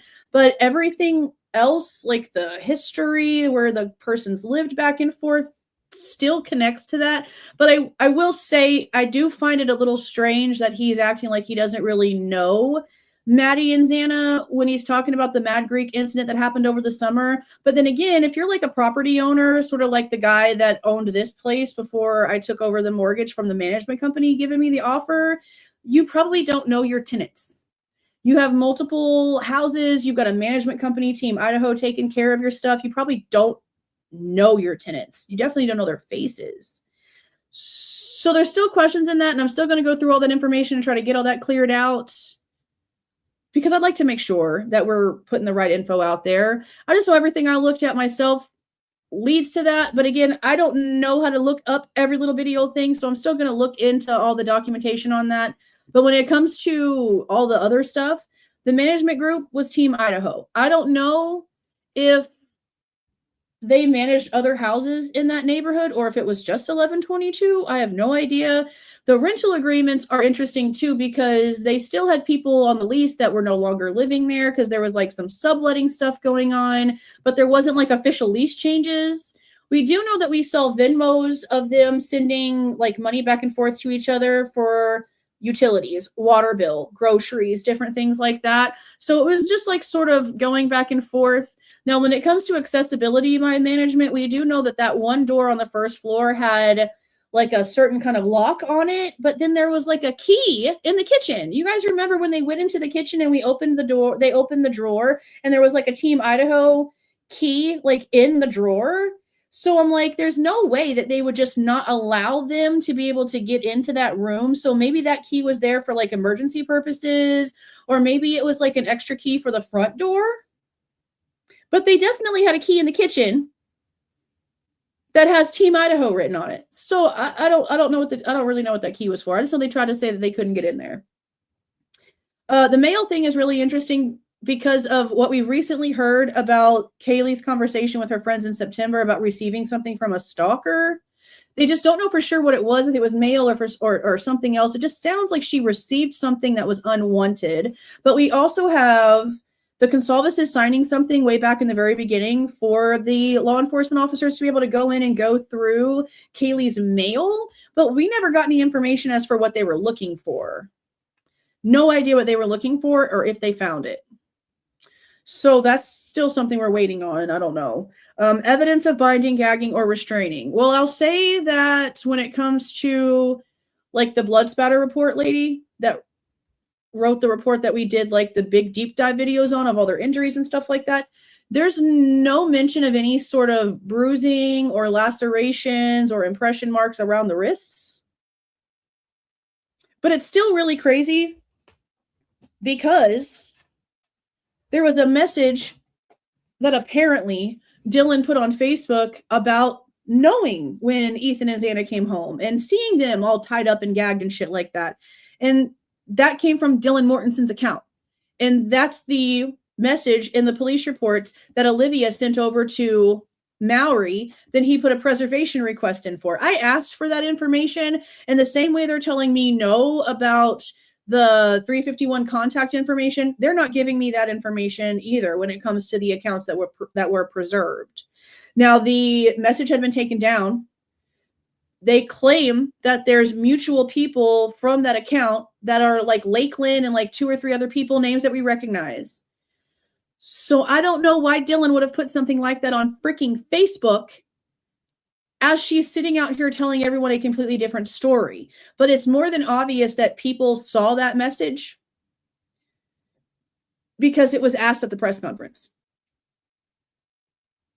I don't know why she would say that kind of stuff. And we know she did. And we know that it's the one that the Goncalves saw, because when it came to them having their little weird group of weirdos out here put their bullshit out, one of the videos had that message in it because it came from the Goncalves. It's the one that Olivia sent over to Mowry, that they talked to Ethan and Xana, that Dylan talked to Ethan and Xana, knew whenever they got home, and she saw them bound and gagged. But there's no proof of that. We have zero proof of that. There's nothing about anything when it comes to markings like that whatsoever in the reports. The only thing that comes even like a little close is what we're hearing about like Kaylee's mouth, for as much as they could see, for how destroyed her like facial area was maybe some sort of gag, but they're thinking that it happened during the like fight, like either like a handle or something. But other than that, they haven't pointed to any other markings. They haven't pointed to any other markings. Let's see. MPD, ISP, FBI protocol manuals. Yeah, I honestly don't even know if that's going to matter anymore, because we saw what they did with the DNA, with the IgG. Judge Hippler told us everything that we heard about the back end loopholes that were handled and all of the laws that were broken happened, but it was constitutionally unimportant. So it didn't matter. It didn't matter that it happened. It didn't matter that they could admit that they did all these things wrong. because they liked the end result. It was constitutionally unimportant. What does that say to criminals? When you hear a judge admit that the Department of Justice broke the rules, but it doesn't matter. Talk about an ego boost, I'm sure. Hunting Matthew Nichols. Oh, it must be a movie. Okay, I'll have to take a look. Robin's Fishing Adventure says, this hazing incident has opened my eyes to Yik Yak. Oh, y'all talking about the one here recently? Yeah, I've seen that a lot. I've had a discussion with Lady Di about that over on Twitter. I guess we should probably talk about it over here too. There's some really strange, like, mixed results. Like, there's guys, again, Twitter is full of rage bait. So I'll say that first. But, oh, it's real. I have it. I just don't want to dig it out right now. But it's real. It's very, very real. A lot of people that are rage baiters on Twitter are saying that guys should be able to hang out in a basement in dirty water and be left alone or some crazy shit like that. There's more people that are worried about something that the cop said or did than, like, the hazing situation happening.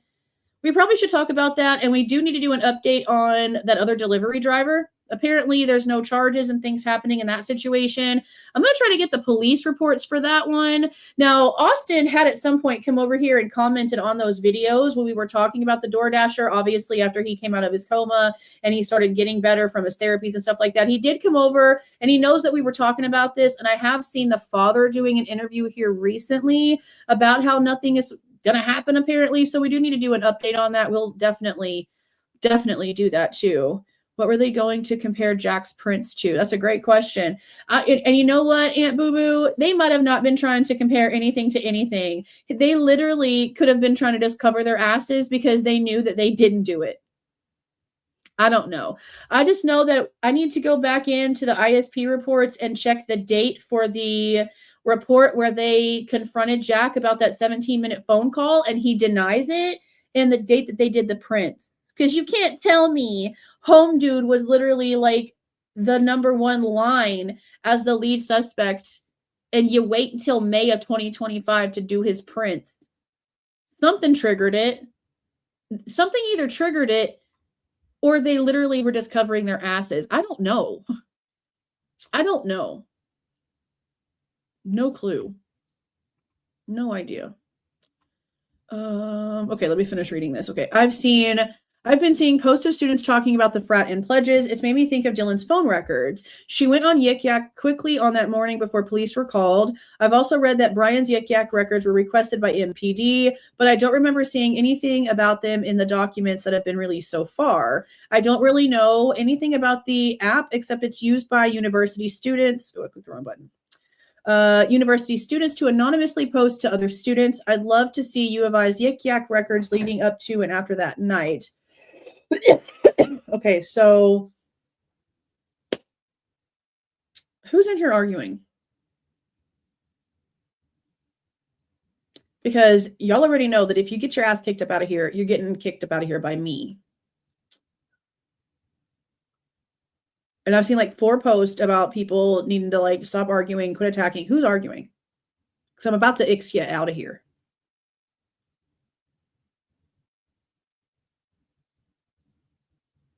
I'm watching.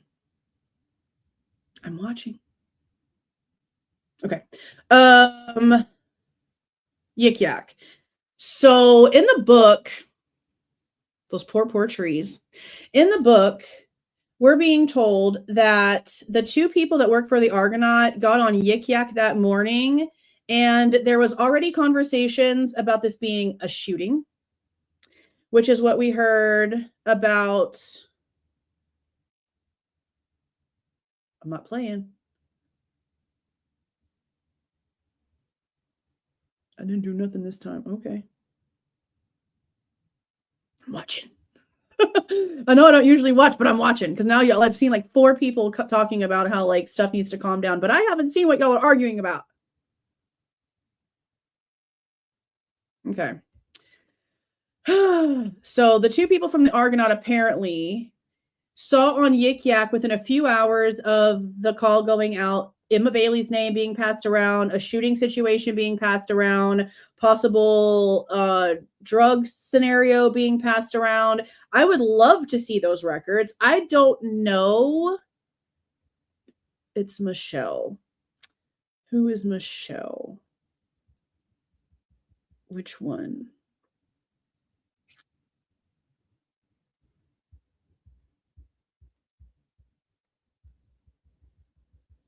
Don't forget, I've been a parent for like a super long time, and I was a step parent before I was a parent. I got no problems punishing you. Because I don't like my people constantly having to say, okay, you need to stop.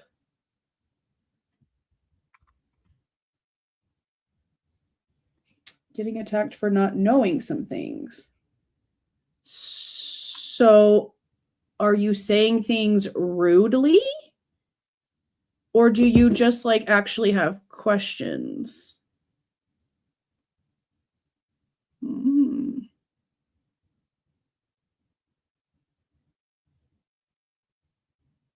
Well, I'm not going to scroll.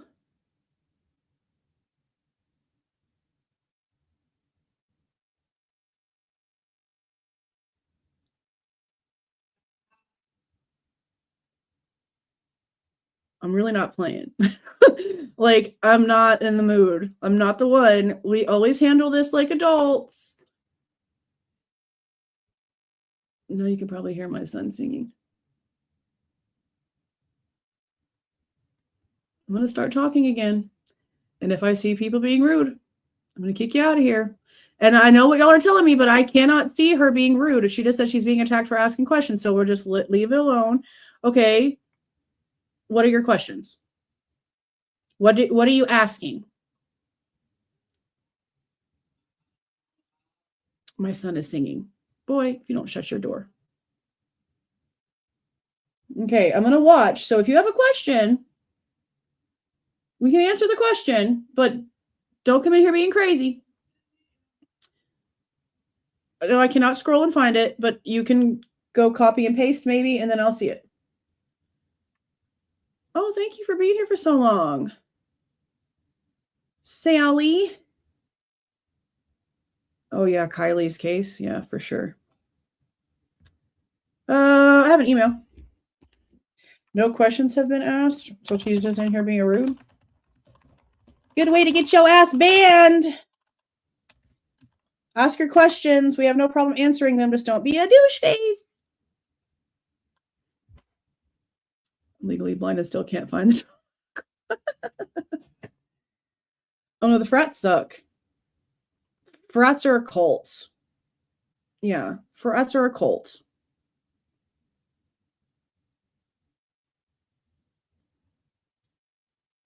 Okay, so let's get back to this. I'm watching. I'm going to minimize this on this side so I can watch. I'm not playing with y'all. All right. Yik Yak. Okay, so we also know that Bryan Kohberger had a Yik Yak.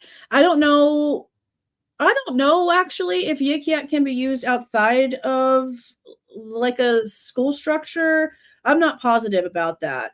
But I know that the schools use it. They use it as some sort of like personal communication. And again, there was a lot of stuff going on about Emma Bailey, about possible drugs, and that's where the shooting stuff started. Now we have to remember that the Goncalveses, Christy namely, has said that her niece Sabrina called her before anyone else heard anything else, called her and told her, I think something bad happened to Kaylee. I think she's dead. I think she's been shot.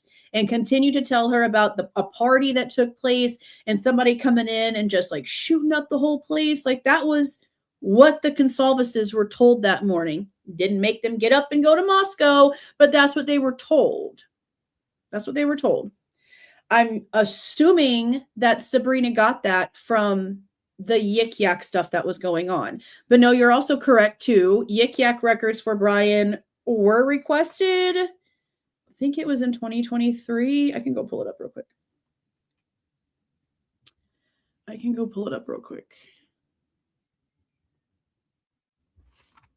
Because I would like to see if like WSU's Yik Yak was, having discussions about stuff. It looks like there's just one. And it is from March 7th of 2023. So right before the grand jury. We have no idea like what came of it. We haven't seen anything that was attached other than this itself. That's the only thing. That they served it to Yik Yak. And I'm pretty sure this is for Kohberger. Which is interesting because you would think that since the school had a Yik Yak, we would see one for the university. This freaking itch won't go away, bro. Maybe it's allergies. Woo, give me a second.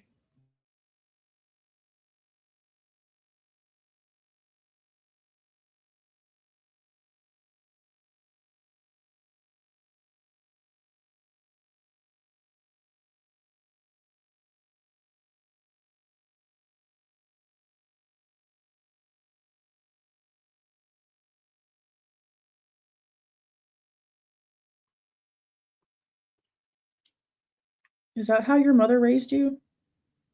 That sticking up for yourself is arguing? No, it's not. No, it's not. You know what happened to my honey? You know what happened? I let it sit there for so long, it crystallized. No, I'm not allergic to cedar. My parents had opposite allergies. So for half the year, like my mom was sick with, I believe it was cedar, and then my dad would be sick with oak, or maybe they were flip-flopped. But I have the non-cedar allergy. I don't know, it might be something. I know that when I was younger, sort of like a Native American thing, you would go and you would swallow some of the cedar berries like right towards the end of the season, but before they popped, because then like your body could like build up an immunity to the pollen once it was in the air. So I never really had that kind of allergy. I don't know, but it's like right here. It's kind of annoying. I'm sure that by the time I get off of here and I'll drink some of my lavender tea, it'll be okay. But I have to go get some more honey because I let that shit sit there and it's like crystallized, and I don't really know how to uncrystallize it without screwing it all up. I know it lasts forever, but it just is weird. I make jewelry from the honey crystals. Okay. Yeah, let me make sure that this is for Kohberger. I'm pretty positive this is for Kohberger. But I would assume, yeah, this one's for Kohberger. I don't know why they didn't ask for the Yik Yak associated with anyone else, because this really is the only one for Yik Yak. They never did anything else with it. So yeah, I don't know. Maybe we'll get that information when all the rest of the files come out. But I would really like to see it too. Especially, again, if it is a school thing, I'd like to know how many people at WSU heard about it from like Yik Yak and when the conversations and stuff really started. Because there might even be conversations on there from before the 911 call was made, simply because people were calling people. We already know proof of that. So I don't know. I don't know. Okay, so let's go to Ange. Hey, sweetie, I just wanted to talk about the audio. I wanted to know if anybody can hear one of the girls when the psychopath says, "You had to F with me, didn't you?" You can clearly hear one of the girls answer, "Yes, I did." Listen carefully. So what did she do to F with him? She is the obvious target. I believe the girl's voice was Xana, but also sounds like Kaylee. What do you think? Please listen, somebody. It's so clear. Also, the psycho doing all the talking and shouting in the audio. Doesn't anybody else think his voice could be easily identifiable? I was just curious, as I think it's a big clue and obvious payback for effing with him. Much love and appreciation for the work that you do. Now, this is where What's the Obsession came out and said would sort of make more sense if it really was just as simple as these two people with a history of DV were arguing and she was broken up with and she's screaming like a crazy person and the windows were open. Maybe that's what it was. Maybe you just had to F with me, didn't you? Yes, I did. It's a toxic relationship. They're arguing back and forth. Very possibly that's what it was. I don't know. I hate this case so much. I hate this case so much because those sounds are so scary. And then there's more sounds that start after Molly shows up into the neighborhood. There's just like these sections of time. But this, if this is there, and you can, look, I know people are out there doing things to the audio and the videos to try to hear things. I get that. I understand that, and I get why they're doing it.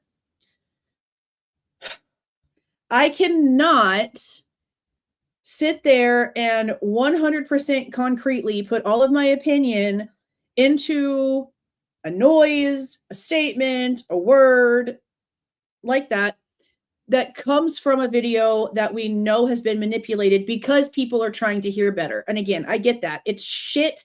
It's hard to make anything out.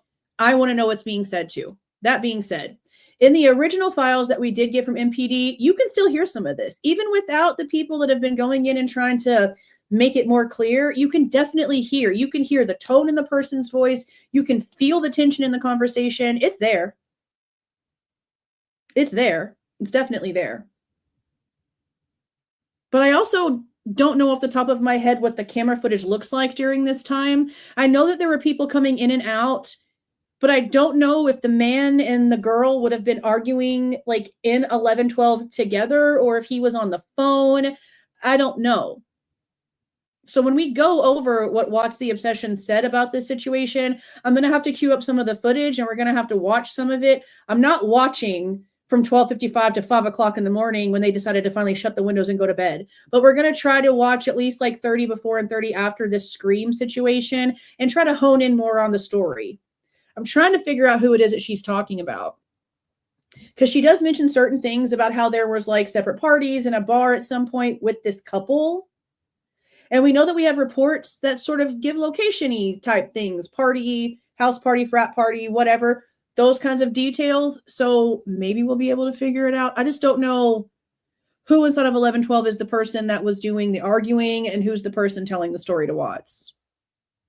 But they are two different people. But I also don't know which one of them, if any, is the owner of the 1112 footage. Because if Watts the Obsession actually does have contact with the girl who owned the footage, then the only question that I want to know is why the hell did you let everybody and their mama have access to that cloud video before the cops did? Why were people logging in and watching the footage and then complaining to the cops when the camera got taken down that it interrupted their viewing? Why was so many people allowed to watch and do whatever they wanted to by logging into the account to watch the footage? That's the question that I want to know, if she's the person who actually owns the camera stuff. I'm just saying. Okay.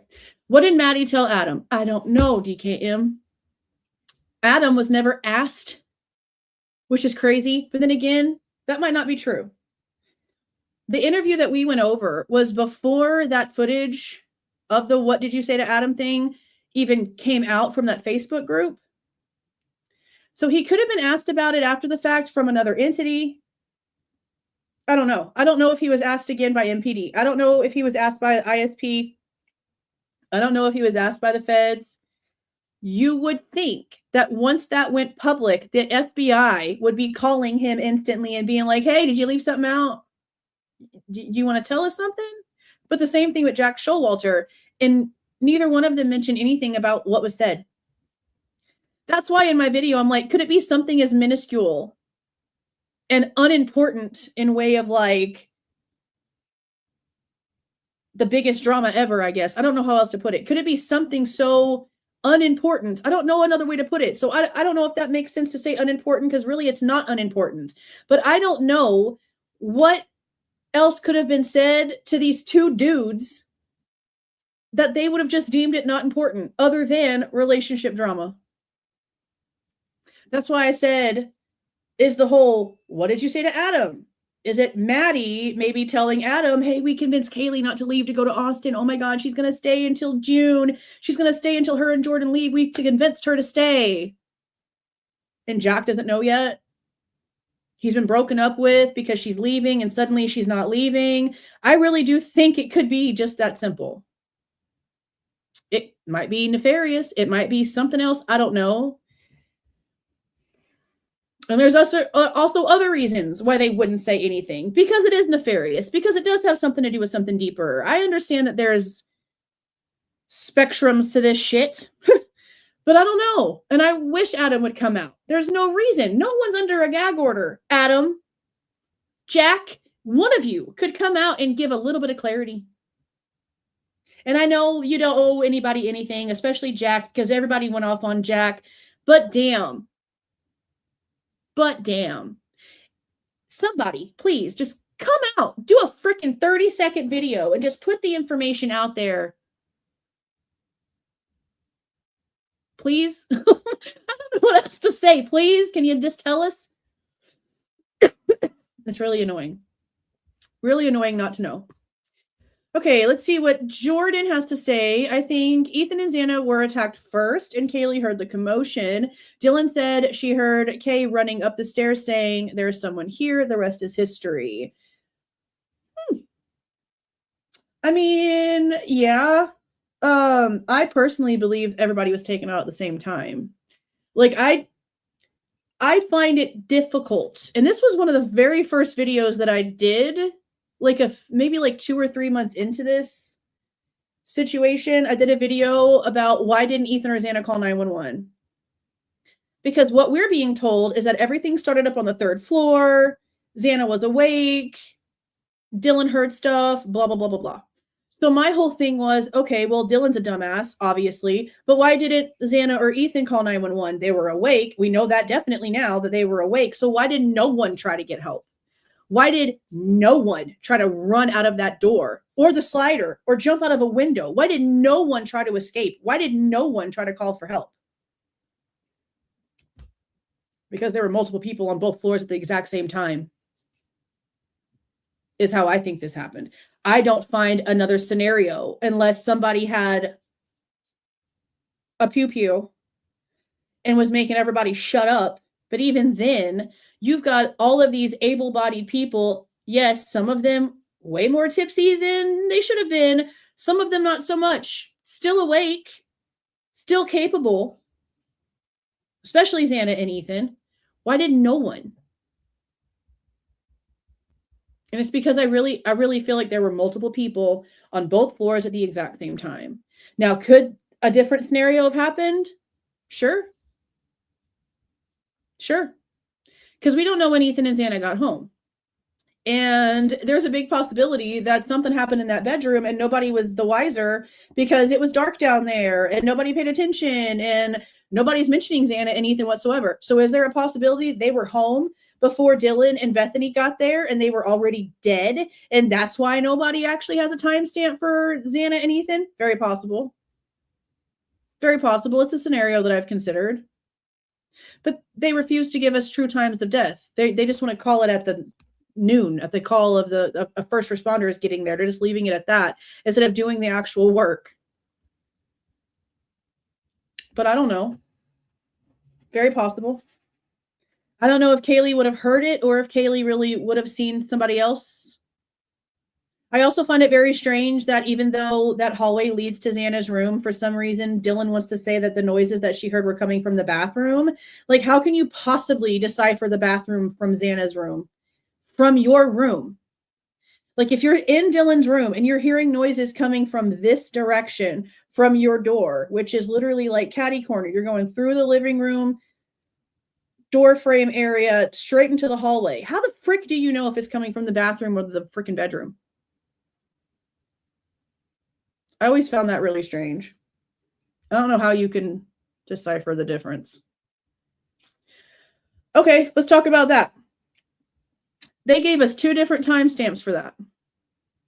They gave us 2 different timestamps for Xana's TikTok activity. And I had to argue with the dumbest people because for some reason, people think that time zone differences also change the minutes. And no, that's not how shit works. It only changes the hours.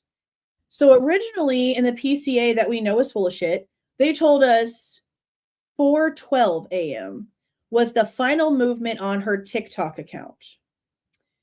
But then the self-authenticating records got posted to the Idaho Case of Interest website over the course of this last year. And the timestamp that they have for TikTok in those self-authenticating records is 3:16 a.m. So not just an hour different, but the minutes are off by 4. Time zones don't change minutes. So I don't know what's true. I don't know if it was really 3:16 or if it was 4:12. I know that there was something that was like screenshotted of her saying something like queen or whatever to somebody, but I don't know the timestamp, like Moscow timestamp for that. I don't remember the timestamp for that. Well, I'm sorry, but if you're stupid enough to think that time zones also change the minutes, you're dumb. I mean, be an adult. You can leave. I don't care. If that offends you, then you must be one of the people that don't know how timestamps work. Yeah, that's probably true too. But I don't know. I don't know the real time for that. And that's the biggest thing, because like 412, you can get away with 412 because of when all the noises really start. But if it's 316, then you have to answer some more questions. And on top of that, what do we see in the photographs? We see a gray phone on the ground next to where Xana's body was. And it looks like there's a stab mark in the top of it, like it got hit with the weapon.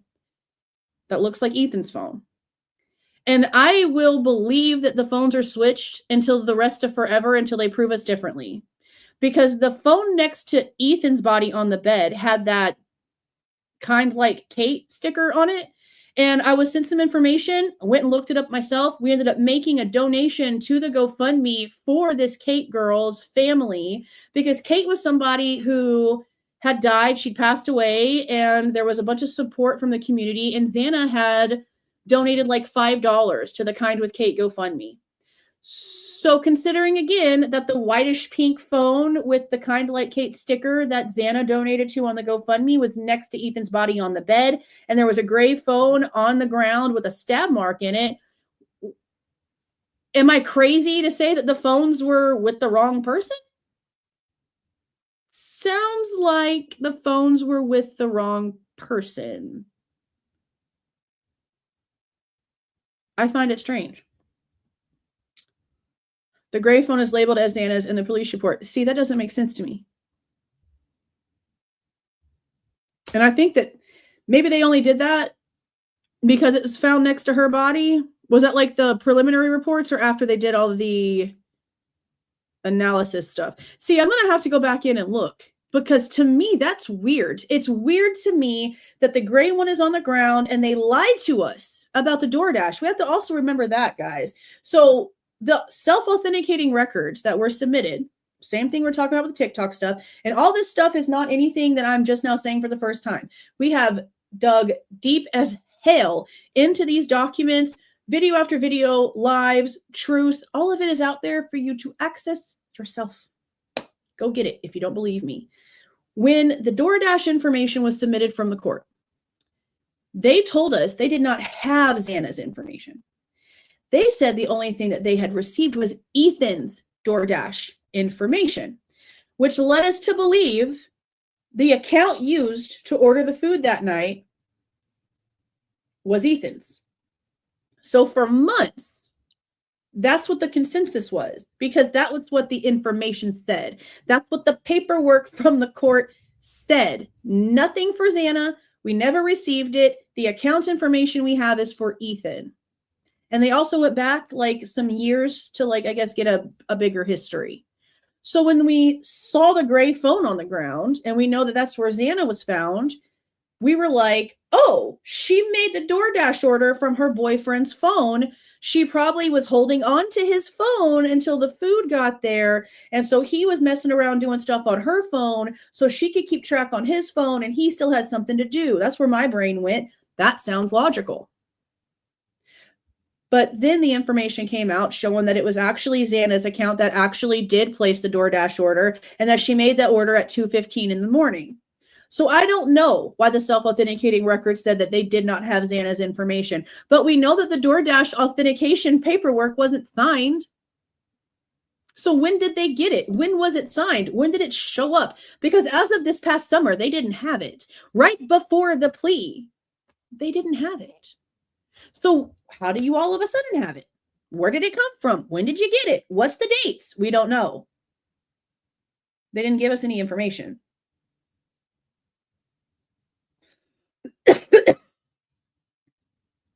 There's no reason for there to be this many questions. There is no reason for there to be this many questions and this many things There's no reason. There really just isn't. I don't know. Something's happening. I don't know exactly.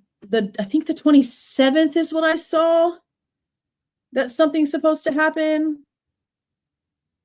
I guess that's when they're going to be deciding if they're going to allow it to be dismissed or if they're really going to move it over to the federal court. All I know is that when I skimmed through it today, it sounds like moving it to the federal courtroom is going to make all of the things that the plaintiffs are basically like filing for null and void. It's how it sounds. I'm no lawyer. I don't know, but that's how it sounds. There's some sort of like immunity thing that happens when it moves to the federal court. So everything the plaintiffs are asking for ixnays. So I don't know what's going to happen. I don't know what they're going to do, but I want discovery and I want depositions. I want truth. I really want some freaking truth. It's really insane. Yeah, something. It's like on the 27th or some shit like that. I know Sarah D. Irish on Twitter put the pages up, I think yesterday, this morning or yesterday, something like that. I'm not sure. Pav changes his theory like he changes underwear. He was a hardcore guilter, and then he went off to Emma and Demetrius, and then he went off on some Farley guy, and then he went off on Kara, and then he goes back and forth all over the place. I mean, it's fine. Have your opinions. All I'm saying.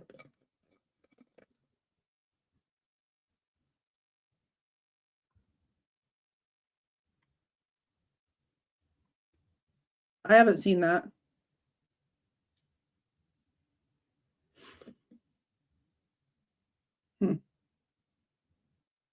I mean, they would probably have to, right? But then again, I don't know if they would have to. So that's the thing when it comes to that lawsuit. Everything when it comes to like Kohberger's history, their answer is we don't have enough information or knowledge to be able to blah, blah, blah. We aren't confirming or denying blah, blah, blah, and that kind of thing. Okay. Well, is it the ones that Sarah just released? Because I know we have a declaration from some Thomas Vertitus guy or some shit like that. And then we also have the actual response. Something like that. But we're going to go over it here soon. I definitely want to go over them before the hearing so that we can make sure that we're all caught up. Because we've got to get caught up on that too. Okay, let's see. Okay, so Shelly says, why hasn't Bethany or Dylan not been arrested over their bullshit lies? What time Xana and Ethan got home? Will we ever see Bryan's police interview? And my biggest question is why the 8-hour delay in calling 911 and why police haven't done anything about the delay. Mega cover up to me. Well, I'll say this. Obstruction of justice and lying to the police in order to evade truth are definitely chargeable offenses. I'm pretty sure every single state has a stipulation for that kind of thing. The problem I have is that it wasn't just like people like us that are having issues with Dylan and Bethany, and we don't know everything. My problem is that the grand jury members that Steve Goncalves spoke to said that Dylan should have been arrested. Not so much Bethany, it sounds like, but that Dylan made everything worse. They led to more questions than answers, and that the grand jury themselves were asking the court why Dylan had never been charged with anything. Again, that's coming from Steve in these messages between him and Brett Norton. We're still going through them. But if that's the case and they've heard her freaking information, hello, we don't even know a damn inkling about what could have been said at the grand jury, and we're already expecting it to be some bullshit. So the grand jury people themselves being like, nah, she's shady as shit. Why is she even out here? Why hasn't she been arrested? That's questionable. That's really questionable. So I don't know. And I still don't understand why, with all of the stuff that we know that Steve knows, why they continue to come out here and protect them instead of being like, why didn't you ever answer us? Why did you leave us on red? Why did you lie to me when I asked you if you knew anything and you told me that you hadn't seen anything, that you didn't hear anything, that you were asleep? Why did you lie to me? I don't know why they don't come out here and actually confront her. What harm is it going to do? Are they scared that they're going to lose sympathy? They're the ones with the dead child, okay? I don't see any universe where people with any sort of cognitive thinking would be upset with the Goncalveses for coming out and being honest and confronting Dylan. Olivia damn straight told us they were left on red. Both Bethany and Dylan never said a word to them. And that was in the interview she did with Brian Inton after the October date where she went back and met with the state. They've never said a word to them. Then Chrissy's going to sit there in the damn Facebook comments and be like, yes, we are still in contact with them. Yes, we still talk to them. You never did. They won't talk to you because they're guilty of something. That's why they won't speak. The tiptoeing around these little bitty dainty blondes. I don't get it. If they weren't attractive or if they weren't girls, they would have been snatched up and cuffed instantly. But then again, I can't even say that because we've got Hunter walking around with a knife on the ground and then just like right there at the scene, knife on the ground, stab wounds, what the shit. And like nobody separates him. Nobody separates anyone. No way in shit any protocol was actually taken here. And people can say, oh, well, they're not used to these things happening. Yeah, they are. They're used to crimes. They're cops. They're used to protocols. They're police. It doesn't matter if it's a burglary or a quadruple homicide. People that are there get separated. They get questioned separately. There isn't, oh, let's huddle next to the trash can. Yes, you can have all the time in the world to go home and shower and change clothes before coming in and being interviewed. That's not normal. That's not normal. Insane shit. That's not freaking normal. The 8-hour delay. Gooch was asking Dylan the best questions. And yet they still allowed this shit. Because in her, I think it's her 11/17 interview, she's literally like, well, that's why we're trying to understand why you called in an unconscious person. Because seeing the scene and everything you said to us, that doesn't make any sense. Yeah, I just don't know. I've never had a stranger piss me off more than Dylan freaking Mortensen. Like, seriously. The and the instant denial of anything that she's asked just to instantly reverse her initial instant reaction. Everything that she's asked is, I don't know, I have no clue. And then she instantly changes it up and just starts word vomiting everywhere.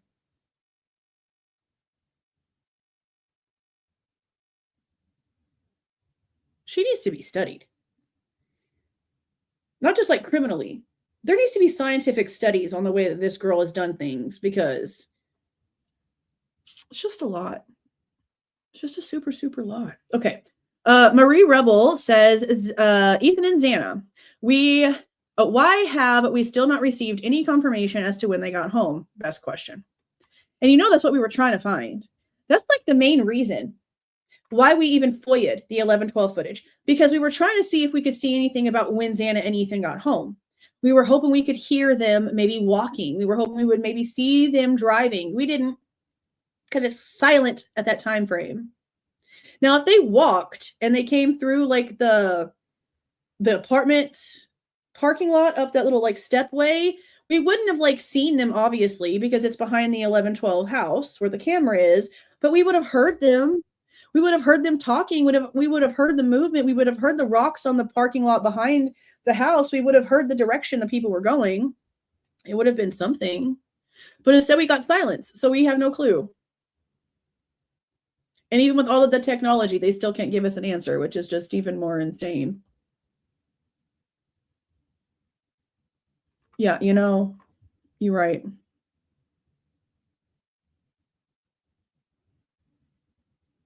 the fact that they just lie about all kinds of shit is what I don't understand. And then stuff that's out here that can be proven, like why? They've lied about so many things. And again, not just about their own child, but about things that affected other victims' timelines and details and facts and stories and truths. And they don't care. They have no remorse for it whatsoever. But they want us to feel bad for questioning them.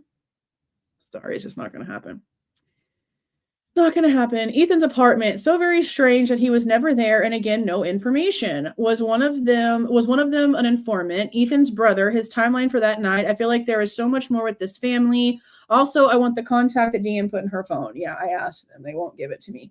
Now, I don't think that Hunter has anything to do with anything. Hunter Chapin. From how I'm understanding it, what his timeline is for the night is that he went to Hungadunga with his sister and with his brother. They dropped off the sister. They went straight to Sigma Chi. At some point, Ethan and Xana had to have left, and that's where Hunter lived. So he would have just stayed there. I haven't seen anything that makes me think that it's Hunter Chapin. I still think it's heavily frat related, but I don't think it's Hunter Chapin. I think it has something to do with like a personal situation. It's either a personal situation that went haywire that has something to do with people involved with the university. Because the only other person, at least that we know of, that would have some sort of like emotional signature in what they did is that weird kid, the one who apparently followed the girls and said the crazy shit. And has the mom with the problems.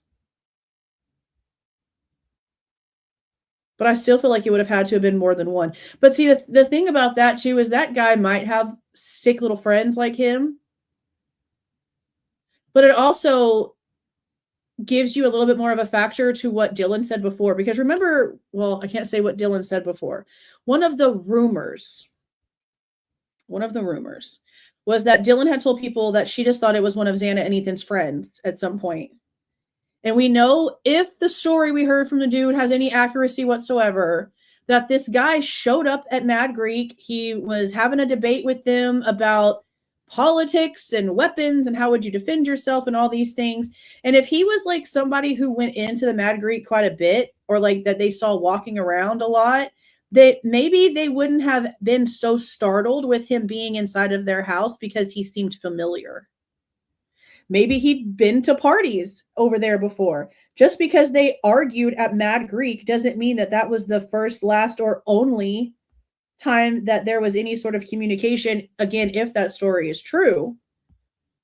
So he could have been more familiar. This one person could have been more familiar to the house than maybe we know. Because that's been always something to me too, that it had to have been somebody that they were maybe comfortable with. Maybe it was like an off-guard thing, but they knew the person. I just don't see how it could have been anything else. It had to be multiple people. It had to be somebody that was familiar with them. There has to be a real reason.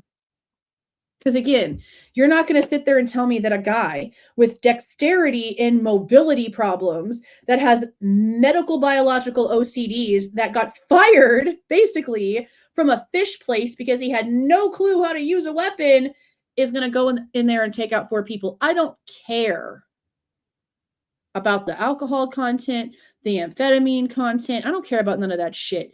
You're not going to tell me that a random ass dude with autism and all these freaking problems that did not stalk them, that you can't put in the area, that has no connection to them whatsoever, randomly decided to go up in a house busy as shit with multiple cars in the parking lot, not knowing what he's going to have to face, who's in there, how many girls, how many boys, what? There's no way. There's no way. I'm not going to believe that. I'm not going to believe that. That doesn't make any freaking logical sense. I'm sorry. But somebody who was training to do military, what was it? Military evacuations of kids that has a ginormous weapons collection that is stealthy as shit and actually moves like a ninja and is claiming to have been inside the house before and could have taken them all out anytime he wanted to.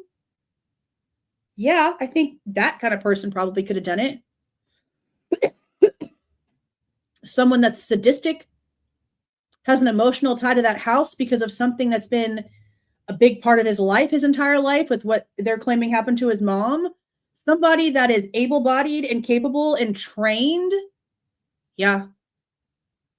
Some guy who can barely move or walk straight without looking a little bit clumsy, that can't use a knife and has, again, autism, medical OCD, and mobility problems, dexterity issues. No, I'm sorry. Home dude probably couldn't even have gone down them damn steps without falling on his face. We're not about to pretend. We're not about to pretend. There's too much familiarity. And I don't want to say passion, but I will say emotion. There's too much familiarity and emotion, in my opinion, over the past 3.5 years of trying to dig into this case for this to just be some random stranger who can barely even hold a knife. There's just no way. I'm just not going to believe that. It just doesn't make any sense. And yeah, I asked them for this, and I even said, you know, y'all redact things constantly. You could easily just give us like the timestamp, the last 4 digits of the number, and redact everything but the first letters of the name, because that's redactions. And this is supposed to be a grown-ass adult. I mean, we're assuming that at almost 4 o'clock in the morning, she's not adding a 13-year-old's number to her phone, right? But no, they said it still falls under privacy and they won't release it. They will not release it. So Michael says, BK was seen driving to a recreational trail south of Moscow and then towards Pullman. If someone could FOIA the flock images, maybe it would demonstrate a round trip, never in Moscow. Well, when it comes to him being south of Moscow, they only have that based off of pings off of a cell phone tower. And something that we learned about cell coverage is that not only can it cover a 10 to 20 mile radius, but that you could be going north. And if the signal's bad, if there's too much signal traffic, your phone will connect you south, east, west, any which direction. And it could be the literal opposite direction that you were traveling. So considering, again, that when people both here on the internet and mainstream affiliates alike would leave Pullman and go towards where that park area was and they would lose service, I can't guarantee that I'm going to ever believe, without camera footage at least anyway, that he was anywhere near the actual south of Moscow, because that doesn't make any logical sense to the direction they've already claimed that he was going. Again, cell phone pings, they jump, they stretch, they try to reach. It doesn't mean a lot to me. Also, this like recreation, are you talking about the park going towards Pullman, like after Pullman that way, opposite of Moscow? That's what's so important about the 7-minute time frame. And that's something else to consider too when it comes to like locations and where he was driving and things like that night, because they are claiming that he left and he was out driving, but it was the opposite direction. And we sort of have to believe that at this point, even if you are a guilter, you don't have a choice. You don't have a choice. Even if you are a guilter, you cannot sit there anymore and pretend like it was Bryan Kohberger's car leaving freaking Pullman and going to Moscow, because your little precious Santa boy took all of those timestamps out of the trial evidence. They took everything from Pullman all the way to like 3:30-ish, I think, completely out of the timeline. They want you to believe that magically, like poof genie style, he shows up with his vehicle over in the Indian Hills area sometime around like 3:30. They took everything out. Floyd's cannabis, all of that. Ixnade, gone. Gone. Was not going to be submitted. So where'd he start from? Where'd he start from? Because you have him at his apartment, but you take away every timestamp that could have him actually traveling from said apartment over to King Road, and you expect us to still believe you? No, you can't even show us. And the next morning, for those of you who still for some reason think he went back at 9:30, where's the footage of him leaving WSU? Where's the footage of him driving past Floyd's Cannabis with the sun up? Where's the footage from traffic cams or from the WSU cameras on Nevada and all these different Cougar streets and whatever that would have captured his vehicle and his license plate in the daytime? They don't exist. The car they have is 912 and it's passing in front of the gas station in front of the little area where we think Ethan's apartment was. You can't see what kind of car it is. You can't see a plate. You can't see inside to see who's driving. There's no identifying marks on it whatsoever. You can't prove that that's Kohberger's car. And it's also going south on 95, nowhere near the neighborhood. They don't even say it's Kohberger's car in the documents. They just say a vehicle matching the description of SV1. Well, to everybody out here looking at the footage and paying attention to the cops that were driving around that night in the Banfield footage, that's the silver car. That's the silver cop car. You're not going to tell me that I'm wrong because they've yet to prove it. They've yet to prove it. So again, they can't put him in Moscow.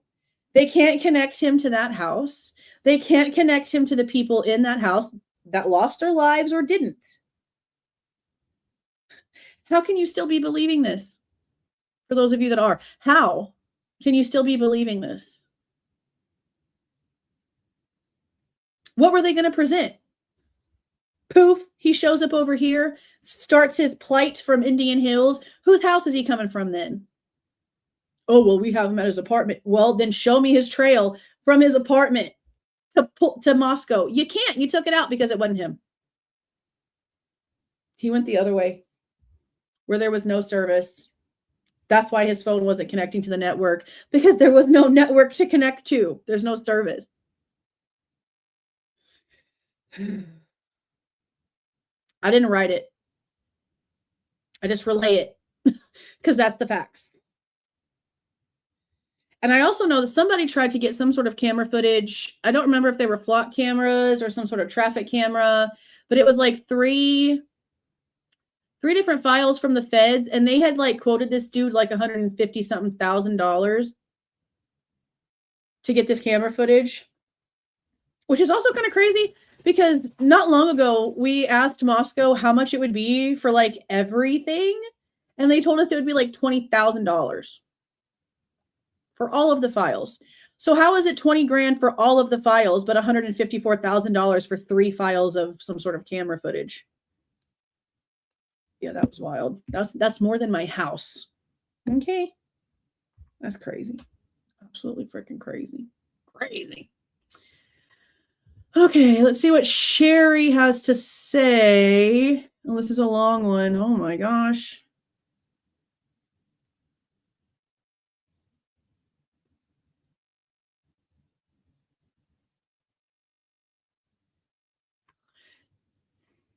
That's a lot of people.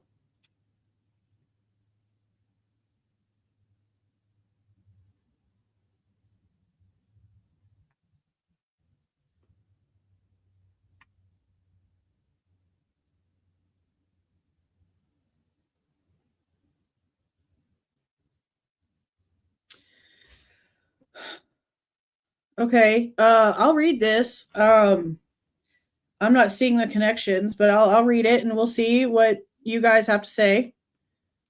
Because I said this would be open. So let's read this and see what she has to say here. First, you have to know that the 1330 parking lot camera is located right above the laundry room. There are shoes on the electrical wires indicating this is a spot for rug dealing. Well, see, I don't even know if that's true either. I was always told as a kid that shoes like that over an electrical line meant somebody was killed. And it was gang related. That's what I was always told. So I don't know if it means different things, different places, but I know in Texas, that's what I was told. That it meant somebody had died, and that was like the signal. It was the shoes up on the electrical line. Okay, so then it says, on the video with the 4 people, I believe are Ethan, Xana, and Hunter at least, get dropped off and go towards the laundry room. Okay, so I think this is the same footage that Brett Norton, for some reason, thought the guy had some sort of like Scream mask on his face, and her and Steve Goncalves went back and forth about this footage for a little bit. I don't think the guy has a mask on. I also don't think it's Ethan. I know a lot of people think it could be Ethan, and it could be Ethan. I wish we had some more details on their timeline, because then we could say for like positive, but I know that I've heard a lot of people thinking that it could be Ethan. I just don't personally think it is. The guy in front of them pulls on the sign on the wall to bang it 3 times. I don't remember hearing that. This is the secret knock to let people who are already in the laundry room know that they are there for... Do we know for a fact that's where the laundry room is? I haven't seen the layout for that apartment building. You can see the 4 of them go into the laundry room through the left corner reflection on the back window of the black SUV. It's very tiny, but you can see it plain as day. Okay, I'm sorry. This is where I have to stop. And I'm not trying to be disrespectful, but when you start trying to tell me to look at reflections in windows, I'm sorry. I can't get into a theory that goes this far into detail about stuff that we have no proof of. I mean, this is going into somebody grabbing Narcan and someone saying grab her legs and all this stuff. This is just a bit extreme for me. This is a lot of extreme for me. And I made it clear when the Linda Lane came out that when people started coming out saying, oh, you could see the reflection of the murders in somebody's windshield, I'm like, it's like 2 blocks away. What are you talking about? Like, this is just a lot.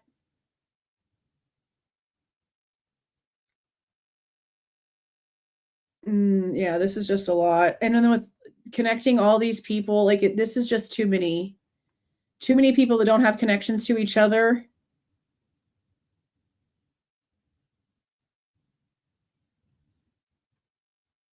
I don't know. This just seems like it's just way too much. And again, I'm not trying to be disrespectful, but this sounds like the way that WSU Kim used to come out and take a little bit of everything that she'd heard and start sort of like avalanching it all together into one big story. It just seems like this person's paid attention to a little bit of everything that everyone is saying and has put a whole bunch of stuff together. And it just seems like it's just too much. It just seems like it's too much. Okay, let's see what else Sherry has to say here. Is it true that the hit and run that night was right in front of BK's apartment and the 2 people hit were Hunter and Emily? Yes, it was in front of Bryan Kohberger's apartment. No, it was not Hunter and Emily. I've never heard that before in my life. I've never even heard that insinuated before. I don't know where that information could possibly be coming from, but no. It was not them.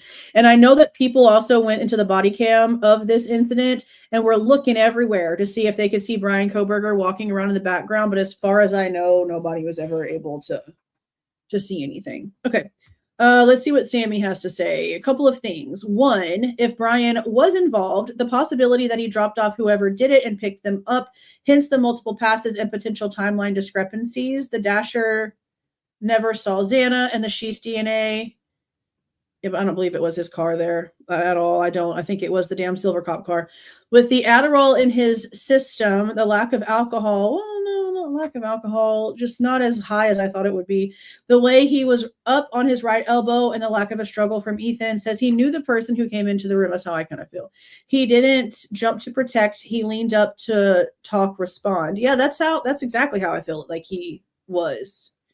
Like it was more casual and then he was attacked. That's what it seems like. Maddie was killed. The killer went and leaned over the rail and waited for Kaylee or interacted with someone, then attacked Kaylee. I don't think there would have been enough time in between anything. Maddie and Kaylee probably had to be taken out at about the exact same time. Now, the whole like leaning over the rail thing, I can definitely see if there were people downstairs on the 2nd floor and people upstairs on the top floor, the 3rd floor. I could see touching the rail, leaning over, because we do have like the blood there. We have, I think, both of them, right? Like Maddie and Kaylee's blood are both on like the rail and like the wall on like the outer and the outer side and the inner side. Like there's both from what I can remember off of the reports. So I could see that maybe being a thing. Touching it, leaning over it, not paying attention, talking down. Yeah, I can see that. 4, the amount of phone activity and types of activity from BF and DM speak volumes to what went on. They walked that house. They took pics and shared information and fully knew. There's no way all of that happened and they didn't know. No freaking way. No, they definitely knew something. My thing is, how much did Bethany know? Because I don't really know what to think about Bethany. She seems like she's just like trying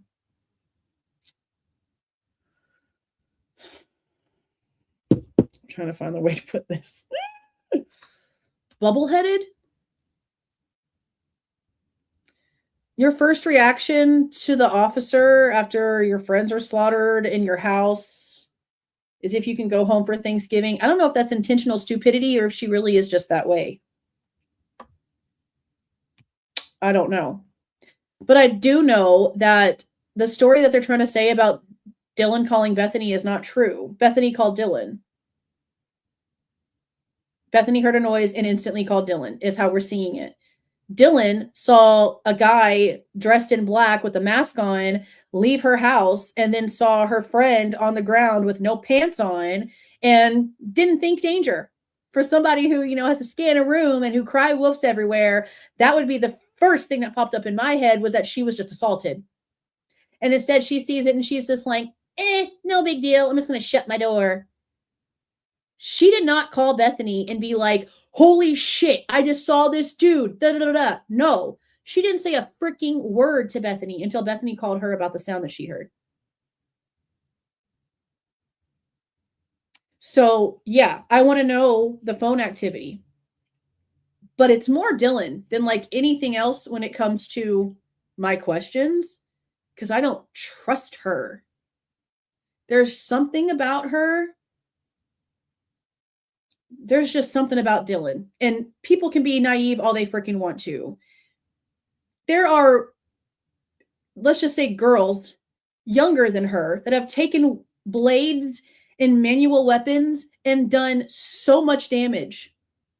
So much damage. And nobody would have ever thought, because of how tiny they are or how delicate they look, oh, it's just a pretty little blonde girl, where this one's almost 5'11" and she's got severe mental problems.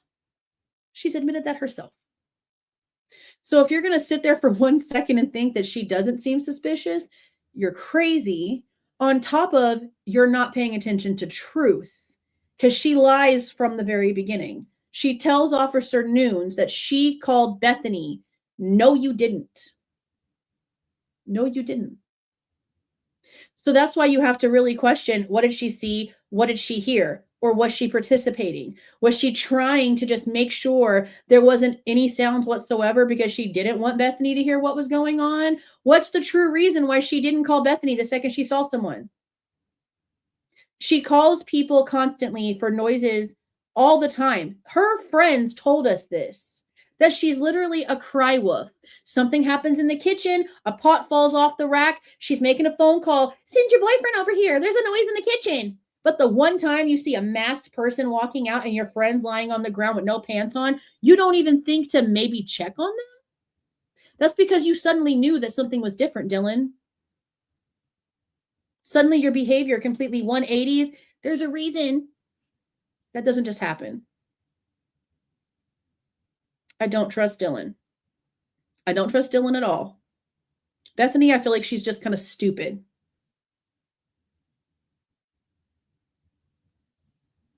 It's Dylan. It'll always be Dylan for me. She's involved in something, in my opinion, in one way or another.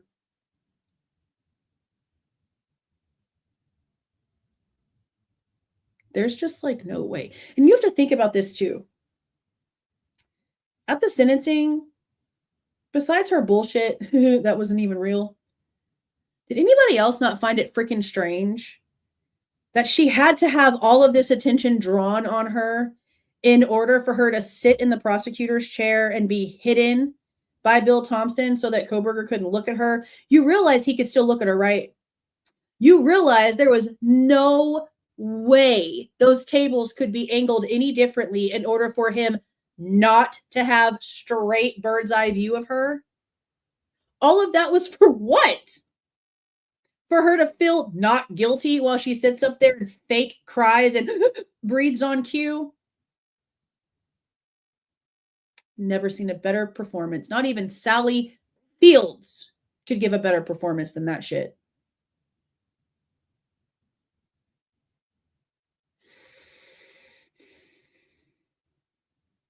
And then she gets a 6-figure GoFundMe for not contacting the family back, for leaving Olivia and the Goncalveses on red whenever they're asking what the hell's going on, and is Kaylee okay, and why is the house on the news, what's happening, is everyone okay? No answers, not even all these years later.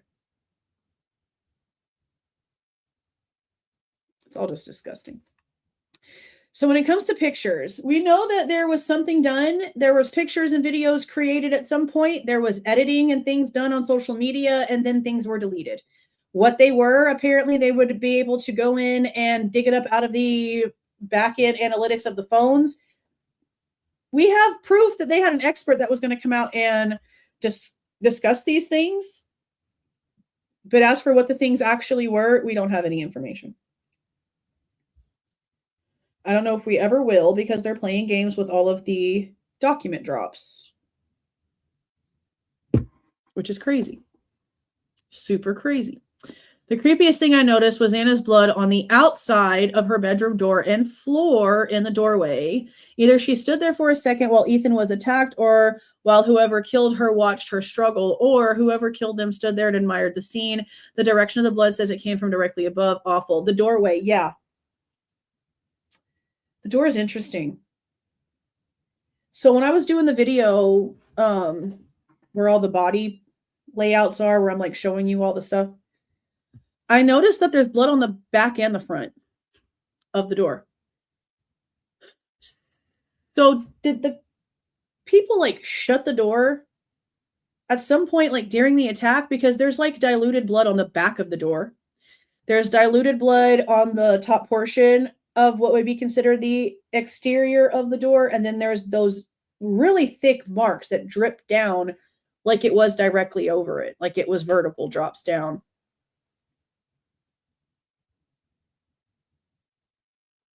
That wouldn't have happened if you were bleeding as you were walking past the door. So no, it definitely does feel like somebody had to have stopped there for a second. At least long enough, because those are pretty distinctive. Let me pull up my list. I showed you guys the other day that I was trying to get like an index put together for all of those. And I worked on it all the way through doing those 2 like deep videos on their positioning and stuff like that. But then after I finished Ethan and Xana's video, I pretty much just like stopped doing the thing, which is dumb, and I need to go back in and finish it. But this is where I've gotten so far when it comes to indexing, I guess, those photos. Let me pull up the file so that I can open it up so we can look at the door. Because it is interesting. It's like very thick lines. It's very much not an in-passing situation. So yeah, no, you're right. It's like somebody would have had to have stopped. Here we go. Somebody would have had to have stopped like right there. But again, there's like a little bit of diluted blood on the back end of the back door and then in that front area. So I don't know what to think other than something happened right there. At some point, I don't know what position the door could have been in order for that to happen, because the blood spot's closer to the threshold than where like the door would drip down, like where those positions are to drip down. And there's also something on the very back of the door. Like the door might have been shut at some point. This thing takes forever to load because there's so many pictures.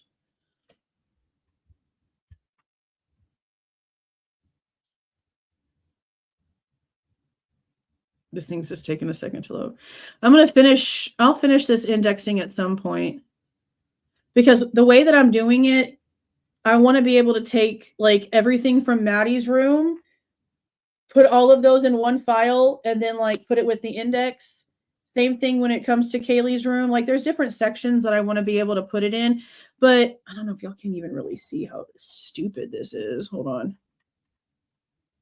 This is like hard to get bigger. Okay. So like, for example, when it comes to, let's go down here. When it comes to pictures that are just like Ethan's section of the room and the bed and the wall, like look how many different like number ranges. They're so out of order and they're so chaotic. It's so ridiculous.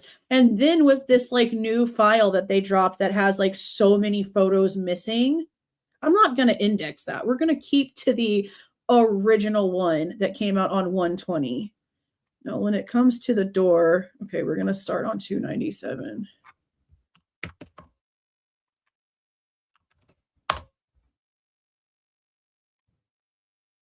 Oh, okay.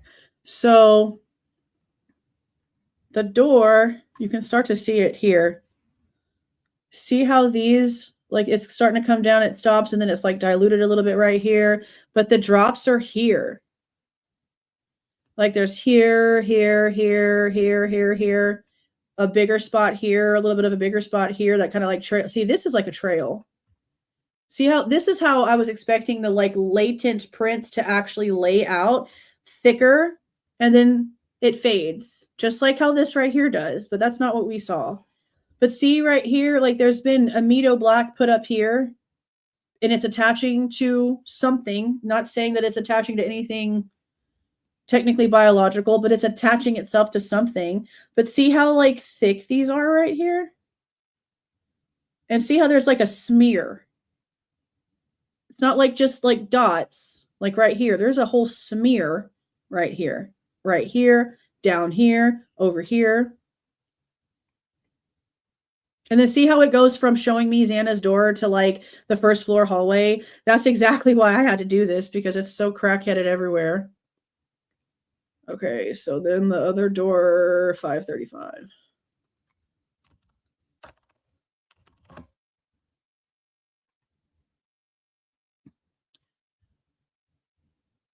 Okay, see, I don't really see anything on the top piece right here. And see, like random again, it just like random. See why I had to do this stupid shit? Okay, 1030. Okay. Yeah, see, they're even like, this is even red right here. Like this looks like there's blood. Oh my God, I didn't notice that till just now.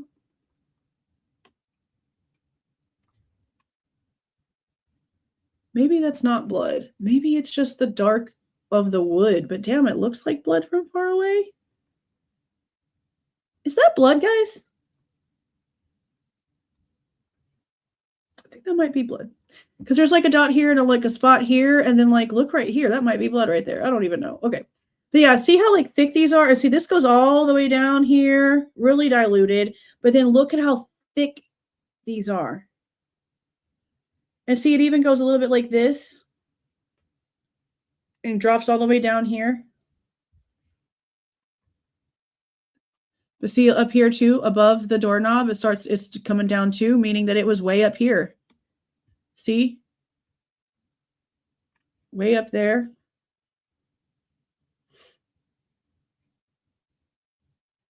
Look, there's even a spot on the wall back here.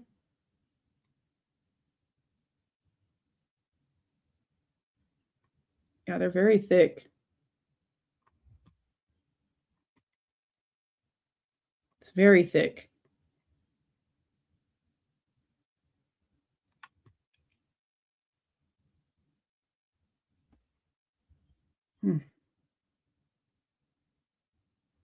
Where's the rest of them? I want to see the back of it. 1116.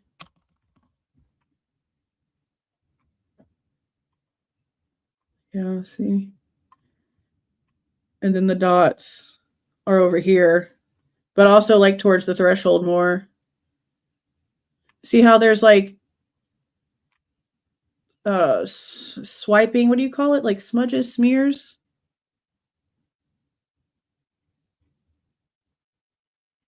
I want the one that shows the back of the door.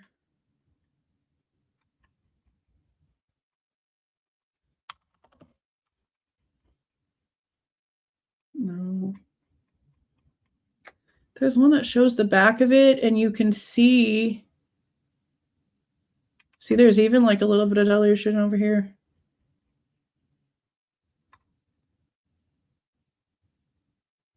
Six, maybe. Okay, here it is.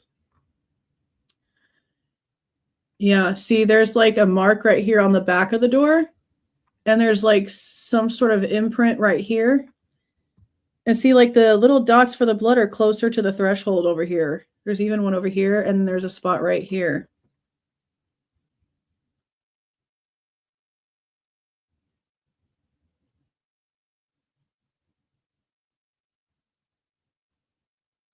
See, so this is the back. This is the back of the door. And this looks like, I don't remember if they actually say specifically. I feel like they did. I feel like I put this in the video because she said something about there being a spatter behind the door. Because I didn't realize it until I read that. That's the only reason why I even paid attention to there being something behind the door.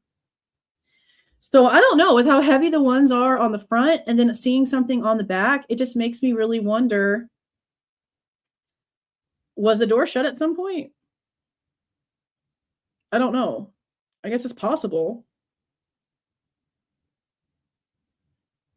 It's possible. There's just so much. Okay. Montana says, I really want to know if the phone calls and texts we saw from the lying liars, lying liars, was an actual extraction of the phones by LE or a selected list copied and printed out by their own attorneys. They lured up pretty quickly, and I want to know what made Judge Hippler testify and give evidence that the lying liars were victims instead of suspects. That was for a jury to decide, not him. And I wanted to know why Jennings hushed Taylor when she was talking about cell phones and drive time info and nothing was done. Well, we know now, I'm pretty positive it's about that 7-minute window that they had incorrect. And that's the reason why now we have all of the WSU Pullman timestamps completely ixnayed from evidence. I think that's most likely the reason why. And why, for the love of God, both judges did nothing about the obvious lies of Payne and Mowry in the whole effing prosecution. I don't know how.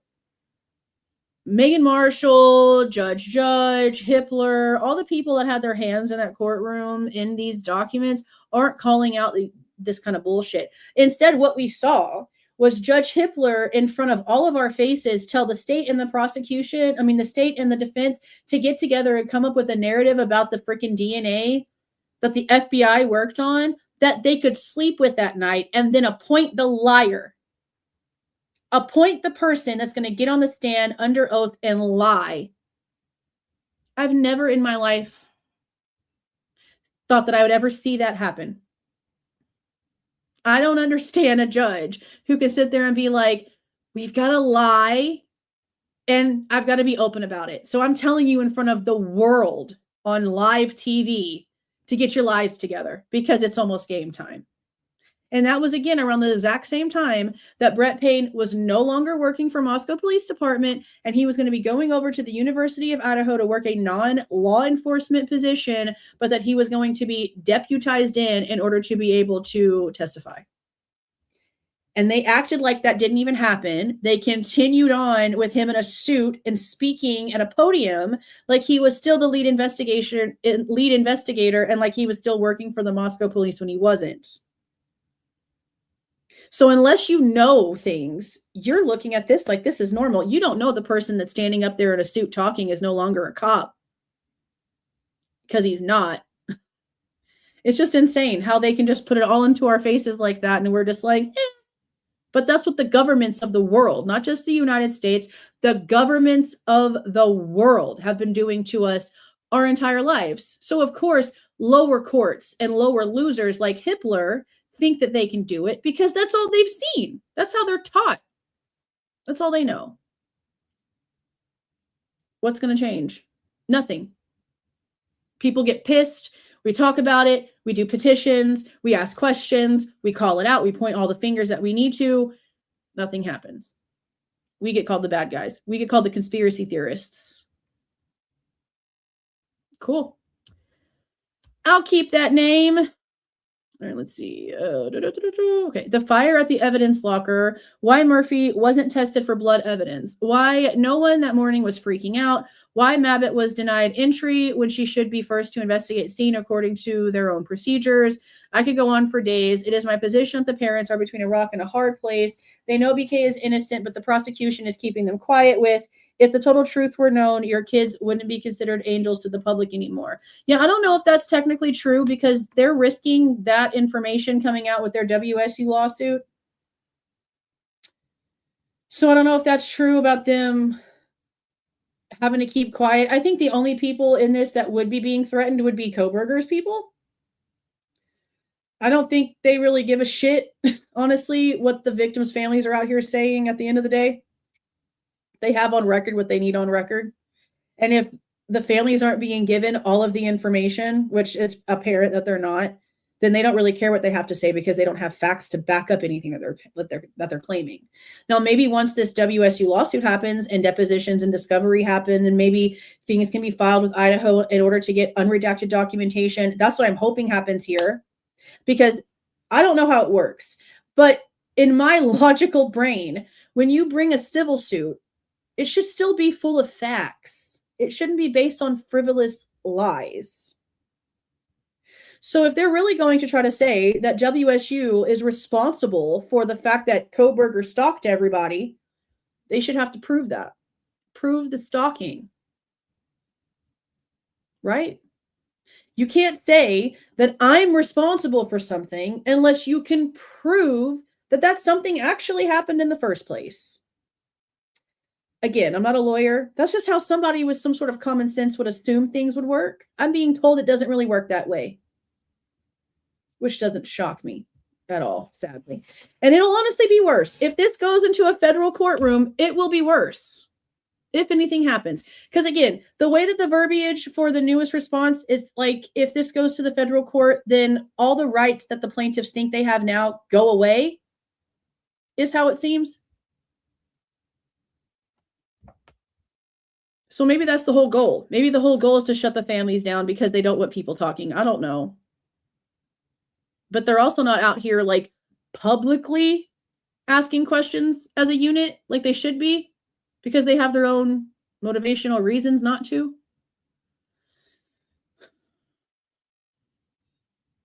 That's why, regardless, the truth for the victims is the only thing that matters, not the people that are left to have to deal with life and deal with repercussions and deal with criticism and deal with what's left. They're going to say whatever they have to make their time here a little easier. Again, their children are gone. There's no one to really answer to because the only person that really matters to answer to in this situation is no longer alive. So I don't trust intentions. I don't trust intentions. I don't trust people. So I definitely don't trust intentions. Not when we're seeing what we're seeing. Ill intentions, lies, manipulation, emotional manipulation. Steve Goncalves was emotionally manipulating the audience and their little fan club all the way up until the sentencing. Y'all realize, at least this is how I'm understanding, when he came out and he was like, oh my God, they're going to try to blame a veteran for this situation. Bryan Kohberger is trying to put a military man up on the stand as an alternate suspect. I'm pretty positive that was Cole. I'm pretty positive that that was the Cole guy that got kicked out of the bar and it had nothing to do with Brent Kopacka. But I know that Steve knows about Brent Kopacka. We know that for a fact because he called him a loser in the messages between him and Brett Norton. He knows all about Brent Kopacka. He also knows that the people have a lot of questions when it comes to Brent Kopacka. He also knows Brent Kopacka's military history. Don't think for 1 second when he came out here and said all that shit, when they put that letter up on their Facebook page about, oh, this veteran is going to be targeted. Don't think for 1 second that they didn't know what we were going to think. They knew who they were talking about. They knew who we were going to think they were talking about. They're full of shit. They've always been full of shit. It's unbelievable, the people that fall for these people. It's really just insane. What's with the fire in the evidence locker room? Oh, y'all don't. Okay. Yeah, that happened. We did a video about it. When did this happen? It wasn't, I'm just going to freaking Google it. As far as I can remember, it didn't happen where evidence from this case was being held. That was one of my first freaking questions. I think it actually happened with like a court in Coeur d'Alene. And I know that we were using facilities. Jesus Christ. I know that they were using facilities in Coeur d'Alene. Let's go police. I think it was Coeur d'Alene. I'm just going to type in Idaho evidence locker fire.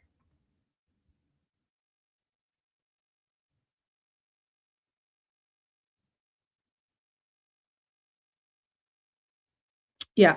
So what had happened?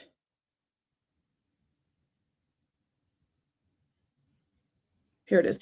What had happened was e-batteries. They had just gotten in some of those electronic bikes, and y'all know those batteries, like you get them wet, you blowing up, you dying, you can't put it out. Shit's crazy. They had just gotten in a brand new shipment of those bikes, I believe, and they caught on fire because of the lithium ion batteries. Yeah, right here. What's the date? June 13th, 2024. It says, cause determined in expensive Idaho Police Department fire. Fire investigators from the Idaho State Fire Marshal's Office, Bureau of Alcohol, Tobacco, Firearms, and Explosives, and the Coeur d'Alene Fire Department have completed their investigation into the fire from this Coeur d'Alene police storage building. Analysis from investigators determined that recently acquired battery-operated e-bikes had a catastrophic failure ahead of the fire. One of the lithium-ion battery packs that was being charged in particular showed signs of failure. According to investigators, the charging station was properly plugged in, and there was no evidence of misuse or prior damage to the e-bicycle or the charging unit. It was an unfortunate and unexpected failure.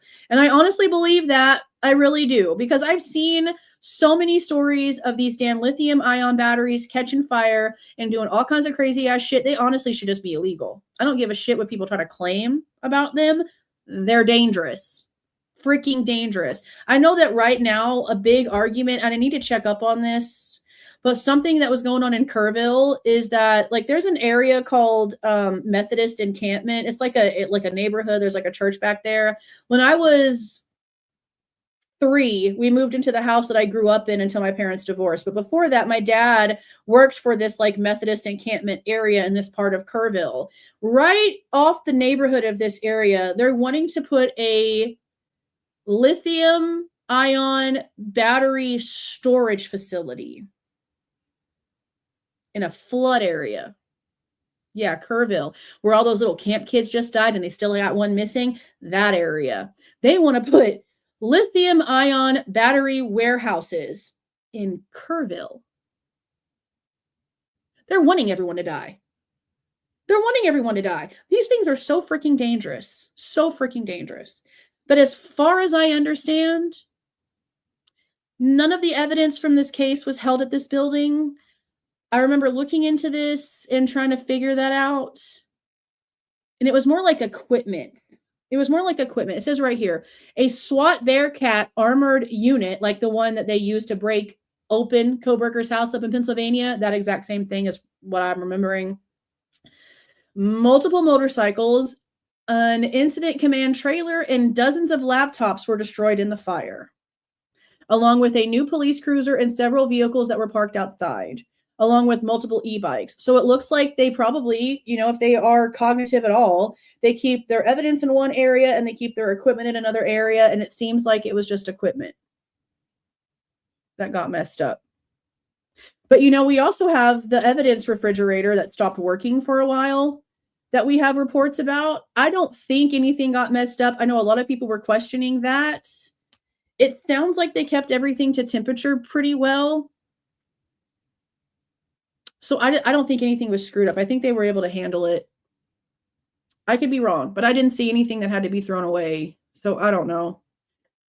Now, when it comes to Mabbit, I honestly, it doesn't bother me that she didn't show up right away and she went in afterwards because she's pretty useless. She's not like medically credentialed.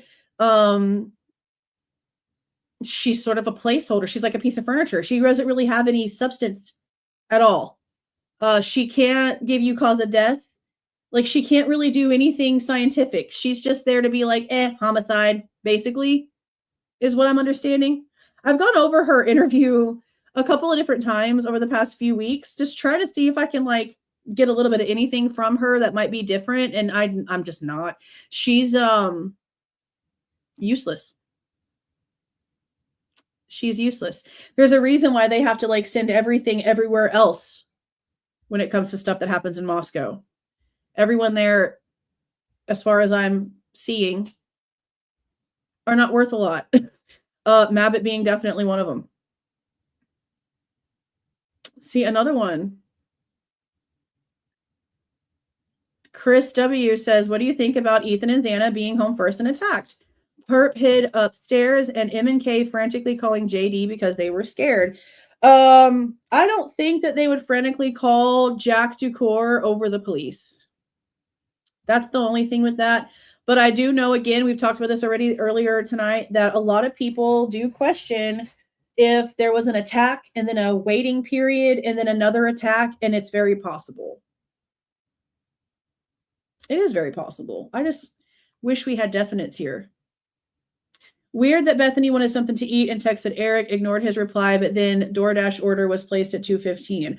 Well, okay. So what we heard about this situation, and this is another one of those like weird ass things, is that we didn't really get information at all about this until Judge Hippler. He came in and put information in one of his orders regarding the motions of limine. I think it was the text message one. And it was about how Kaylee and Maddie and Bethany and Dylan were all in Kaylee's room discussing food. So it wasn't Bethany that texted Eric, it was Dylan. And that was at 2:10 that she texted him. He responded back at 2:13, and then she just never replied. And that never made sense to me because Home Chick was awake. She was awake. She had gone back downstairs. And it's also interesting the way that she's like, as I was walking downstairs, I'm texting Eric. And I'm like, oh, you can remember that detail. Everything else, you're just like everywhere else about. That's wild. But she was awake. She was awake. She was doing stuff on her phone. She even told Noons at the scene, she was trying to go to sleep. Not that she kept being woken up. Not that she was in and out of sleep. That she was trying to go to bed. That tracks a lot better for the fact that she was adding a contact at 3:51 than everything else that we were told, is that you were trying to go to bed. So why didn't you just tell Eric, never mind? I don't know. And the weird thing about this is that Hippler said in his order that while this was happening, Xana wasn't there. He's the one who told us that at 2:10 and 2:13, no Xana, she's not home yet. So if you know that, Hippler, why don't you tell us what time that Xana and Ethan got home? Because apparently you know things that you shouldn't for this not going to trial. So explain that. Explain that part. So then for there to be a DoorDash that was placed at 2:15, but then you're telling us that Xana wasn't home within 2 minutes of Eric being asked, or 2 minutes of Eric responding to Dylan about him being out there. How are we supposed to believe that that's just coincidence? That they were all in Kaylee's room talking about going to get food without Xana home, but then at the exact same time, Xana's placing a DoorDash order? That shit makes zero sense. None. Zip. Zero. None. Hippler needs to come out here and explain some shit. Because again, he must know some shit that he probably shouldn't know. Probably shouldn't know. Let's look at the print. Let's look at the print.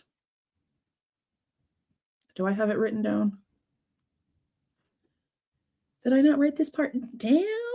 Yes, I did. Let me open the photos one more time. Let's look at the print. It's a very odd position. I still don't think it means anything. Plus, we also have from the forensic reports, Bobby sent me a screenshot of where it was written. I think it was by Jenny Ayers. It was either Younglin or Ayers. They both work for the forensic lab at ISP. But one of them wrote down as they were over there on the 18th, taking photos and doing the Amido Black on the latent print and everything else, that they were told that it was from previous personnel. And at that point, we don't know how many times that they've really like gone in and out of that house, because we had ISP, we had Homeland Security, we had the FBI, we had MPD, we had the coroner's office coming in. We had a bunch of people coming in and out of there. So it could have been from the funeral home. It could have been from FBI. It could have been from ISP. It could have been from some contracted third party that was out there doing something. That was those were taken 5 days after. And that's one thing that really pisses me off. And that's something else that I need to do a separate video about, because I don't understand why Ann Taylor didn't fight the latent shoe print situation in the PCA, considering that they have it in the forensic records from the investigators, that they did not feel like it was important because it was most likely from previous personnel. And the forensic report says it was not analyzed. So why Ann Taylor didn't say, why the hell are you using something that y'all never even analyzed, that y'all didn't do any work on, and you're trying to say that this proves the path of travel for the suspect? That's not true. Your own words and your own reports say that that's not true. Why did Ann Taylor never fight that? Wouldn't that have technically made certain portions of that, like, what is it called? Poisonous fruit or some shit. There's a word for it. Fruit from the poisonous tree or some shit like that.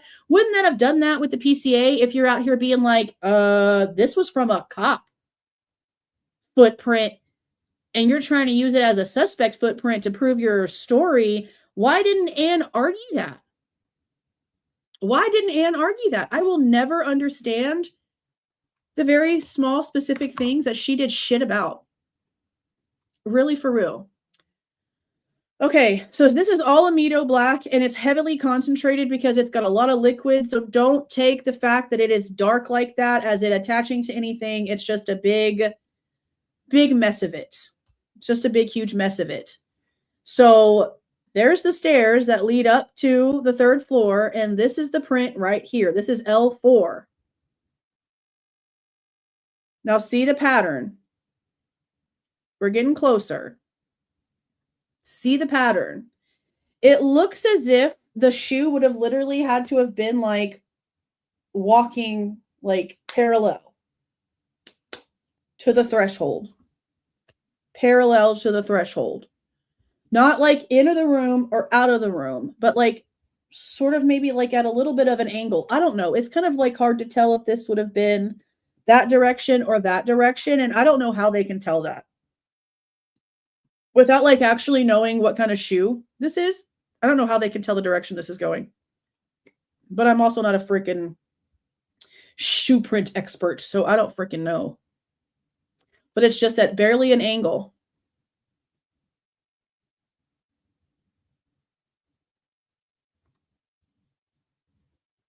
Just barely an angle.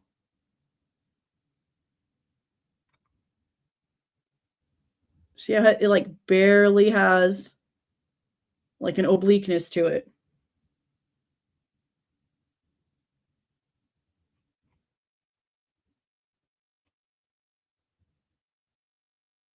But the fact that it is having this Amido Black attached to it is the whole reason why it's important, because there's biologics on it.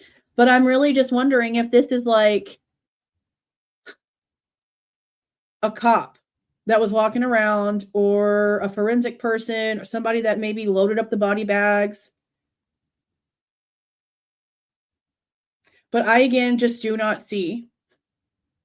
I don't see how Ann Taylor didn't have the forensic documentation to sit there and say, oh, nay, this belongs to previous personnel and is not part of your suspect's path of travel. Take this shit out of here.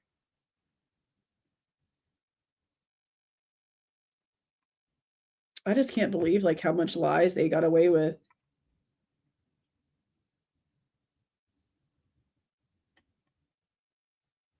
What is it like? Is it this right here? I think that's it right there. Or is that not it? Hold on. Is it closer to the other side? No, it is this other side. Okay. So then there's like a ploppy spot on the other side for no reason. See, this is like dark right here. Okay, but this is the print after like the amido black has dried.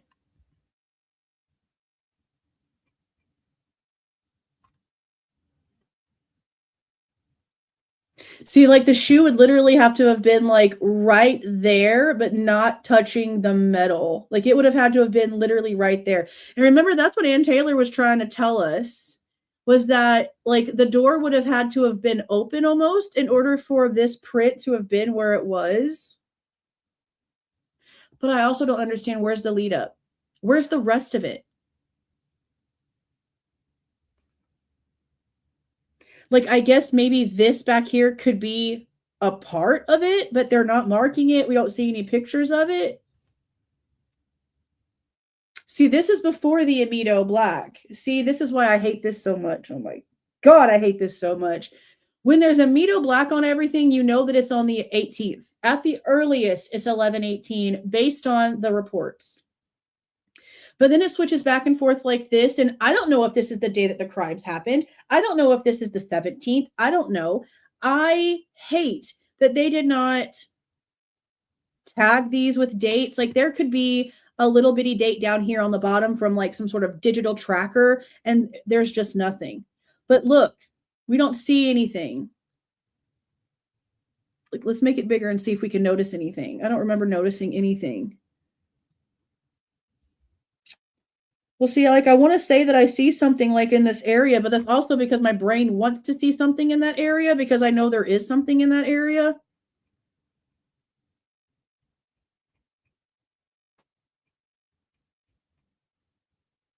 Do they go back out?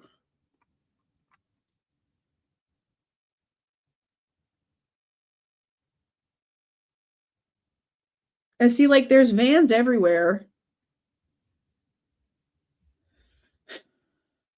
But that style is also not just vans either.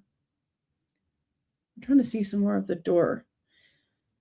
And this is like another way that we were able to tell that like there's no way that she was standing in her doorway and saw someone leaving out of the back slider, because logistically the angle doesn't work. She would have had to have already been out into like out of her door and headed towards the living room area, like in the doorway for the living room area, to even be able to see where the slider opens. I want to see if they have another picture of the floor.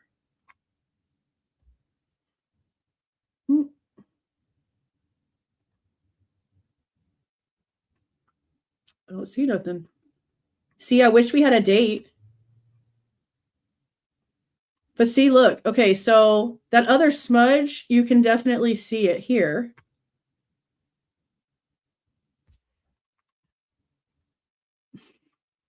See, I want to say that like this looks like it could be it, but it's so hard to tell. Everything just went black. It's so hard to tell. Oh, come on. Load. No, it's after midnight yet.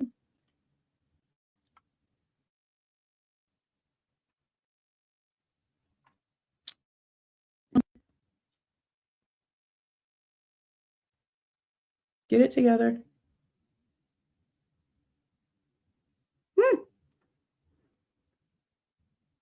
See, this thing's like so. Oh, hold on. Everything's tripping. Everything's tripping. Give it a second to get life together.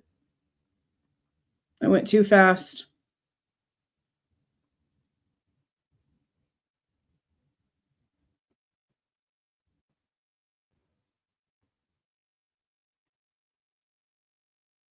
Woo! Okay. It froze on me because that file is so ginormous. But yeah, it does look like there might have been something there. Like I said, that's something that I'm going to address separately. So I'll have like bigger pictures and stuff in the video. But it does look like there could have been something there ahead of time. I just wish again that the things were dated, because it makes it really difficult to be able to tell if it was there before the cops walked around heavy, or in between, or if it was like the 16th. I just wish we had a little bit more clarity on a lot of things. I wish we had a lot more clarity on a lot of things. Oh, I've missed some stuff.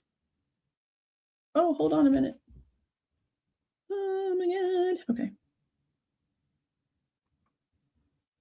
Welcome, Sarah. Welcome, welcome, welcome. Hey there, Metal Chick. Where did Dylan and Bethany go potty at? Outside? Well, there's a bathroom on the first floor. I mean, I would just assume that if you're sleeping on the first floor, you're probably going to the bathroom on the first floor, but I think both of them have said that they just didn't. Right? Like, didn't both of them come out and be like, yeah, we didn't leave the room at all? And so people were like, well, what'd you do? Pee in a bottle? Like, y'all were both drinking so much, which is not actually true at all for Dylan. Where'd you go to the bathroom? Yeah, probably the first floor. But again, they're saying that they never left the room. Unless that's a lie. Because to me, it would make more sense for you to be like, yeah, I got up at some point to go pee and didn't really notice anything felt off or saw anything crazy. So I just went back to Bethany's room and went to bed.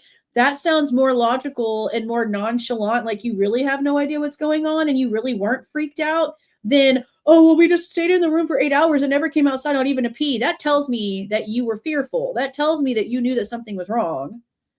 So maybe they didn't play that out too well, because that's a big question, because they're sure acting like they didn't. Sure acting like they didn't. Well, welcome, welcome, welcome, Bit Not Broken. Welcome, welcome, welcome. Rosie for sheriff. Thank you for the 199, Queenie. If he or anyone else ever like runs for those positions, I really hope that people pay more attention. Because, and I've said this before, and some people think that I'm wrong in thinking this, but I, to this day, still believe this.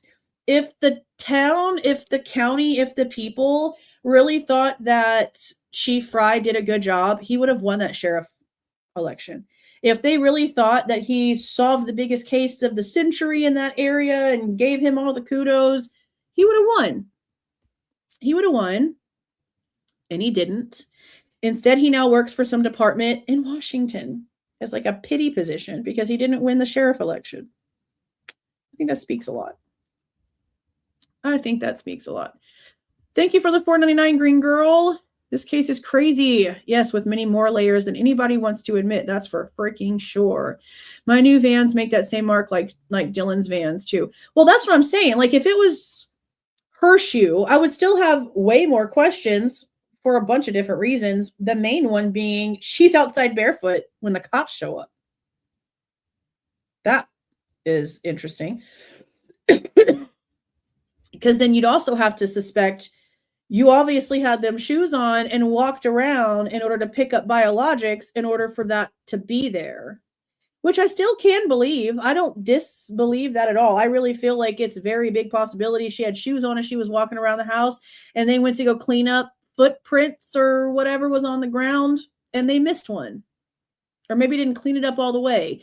Because there's no lead up. Again, you can't tell me that it's normal for there to just be one print.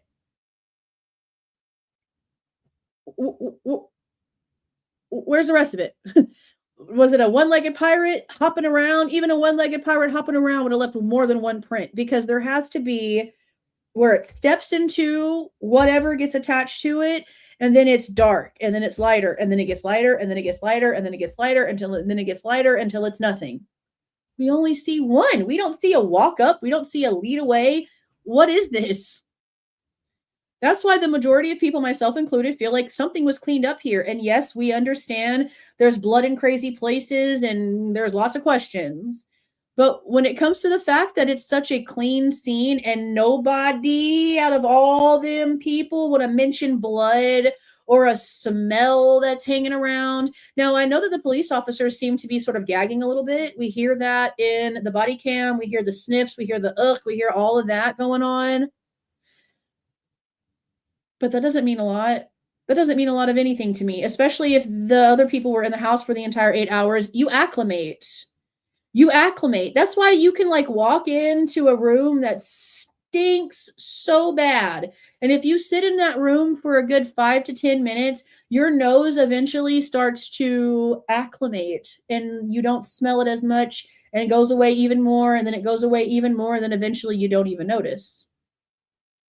The human body does weird shit. Like when I took the boys to the monster truck show last weekend, it was so loud. We felt like we had to scream our faces off just to be able to talk to each other a few inches away from each other. But about 45 minutes in or so, we could start talking normal and we could hear each other, even though the volume of the trucks and everything going around in the stadium didn't change. Our ears just got acclimated. It got used to it. We started to be able to condition ourselves to the environment. But that doesn't make it an excuse for Hunter not making a statement about the smell hitting him in the face. It doesn't make sense for Emily or for Josie or for the Linden dude to not mention anything about it. So I still find that part strange. And some people are like, okay, but if the door was open, well, we don't know because Hunter is telling us that he had to put the code in order to get into the front door. But then we have neighbors walking around, one in particular, I think even maybe two at this point. I think two, stating that the front door was wide open when they walked by that morning. And it was way before the 911 call. Then we also have the back slider apparently being open when the police get there. But does that mean that's where the person left? Does that mean that it was left that way by whoever did whatever? No. It could have easily been opened by one of the other two girls.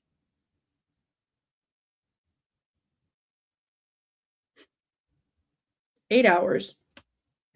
8 hours to clean, to wash a dog, to wash yourself, to wash clothes, to change clothes, to do everything you got to do.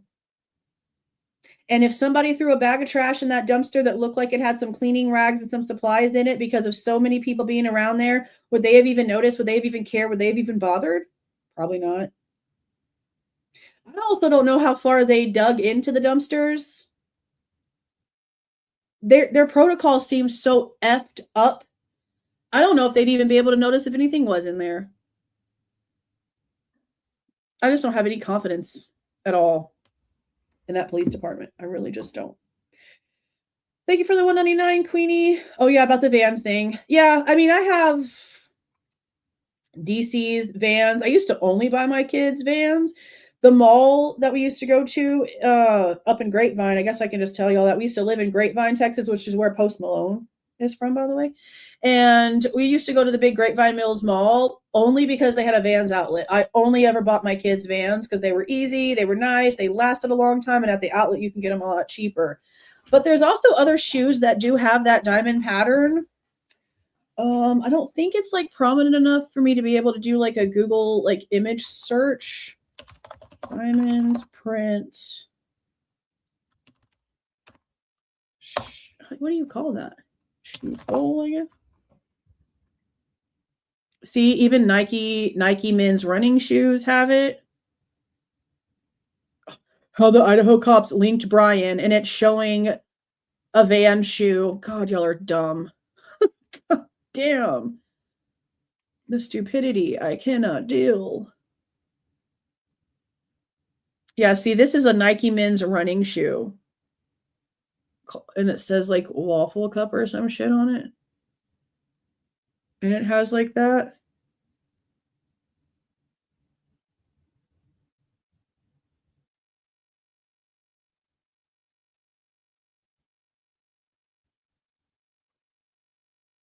That's weird. These have got to be Nikes. Oh, look, here's different ones too. See, this one has like a diamond-y shape down here, but then this one, look at this, it has at an angle.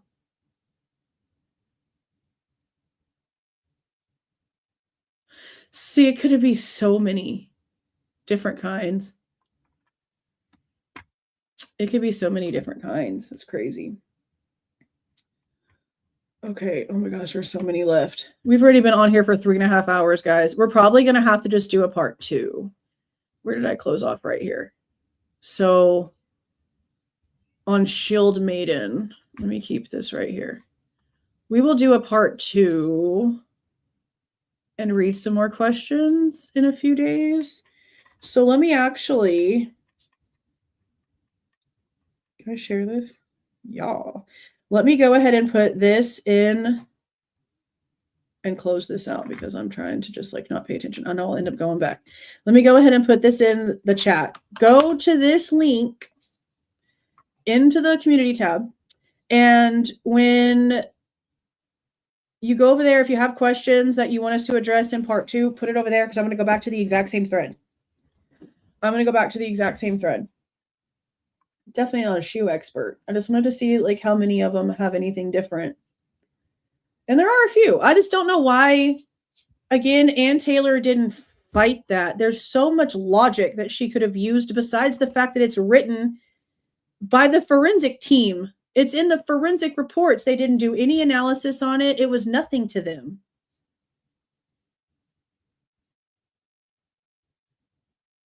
Just so insane. So insane. But yeah, go ahead and click on that link or just go to the community tab and check that in there. And yeah. Let me show y'all something because y'all always ask me for this, but let me show y'all something. Let me show y'all where you can go and get someone's email address so that we don't have this anymore. Okay. So if this is for everybody, not just for me, I'm showing y'all something, okay? I'm showing you something. If you go to someone's profile, can you see it? Okay. If you go to someone's profile, I'll make this bigger. So I'm going to show you where you can click it because everyone should have this piece right here. Okay. If you go to this more right here, you see where this says view email address? It's right there. Now it just popped it up for me because it knows that it's me.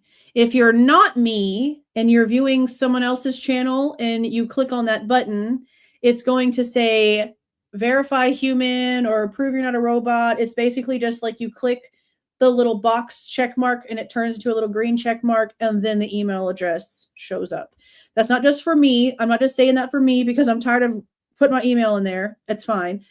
But for anyone, if you're looking for someone's email address on any page at all, you go to their actual channel homepage, you click on more, and it'll show up down here. As far as I'm understanding, all of them will say view email address. There might be a setting where it's automatic. I haven't seen it. Mine's always been like this. It'll be a white box, verify human, and then it'll pop up the email address. So I'll put this in the chat real quick. But yeah, that's just for any of you that are trying to email anybody. Every channel should have that. Every channel should have that. It's not just specific to me. Every channel should have that. Oh my God. All right, guys. It doesn't say that? What? That's crazy. Okay. It should. You need to be logged in. Yeah, probably so. Probably so. You did? Yeah, utilize that post. I have sponsor stuff I have to take care of this weekend. The channel got a new sponsor. And it's something that's going to help you guys relax a little bit so you can cleanse your brain a little bit. And I checked a lot of stuff with this company to verify quite a few things. The way they handle information, if they store stuff, if everything's customizable, all the things to make sure that your information is safe. So I'm not telling you who it is yet or what it is yet. You'll just see when it's in a video. But I have to take care of our old Aura sponsor this weekend because that was due today in 17 minutes. And I have to get that sent over there and then there'll be a new one. Let me show y'all something. Let me show y'all something real quick. Hold on a minute.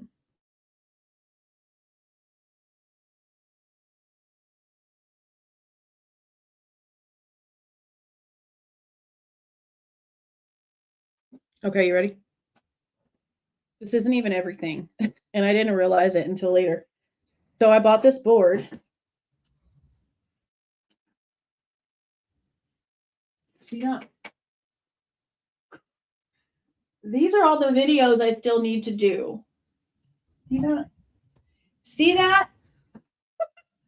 That's everything I still need to do, and I have an entire list on my Word document that I still need to do.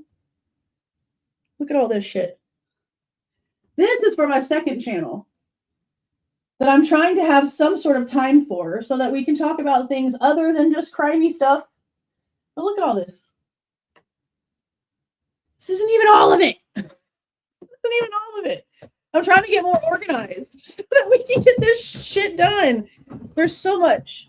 Man, there's so much. I'm working on it. Doing the best I can.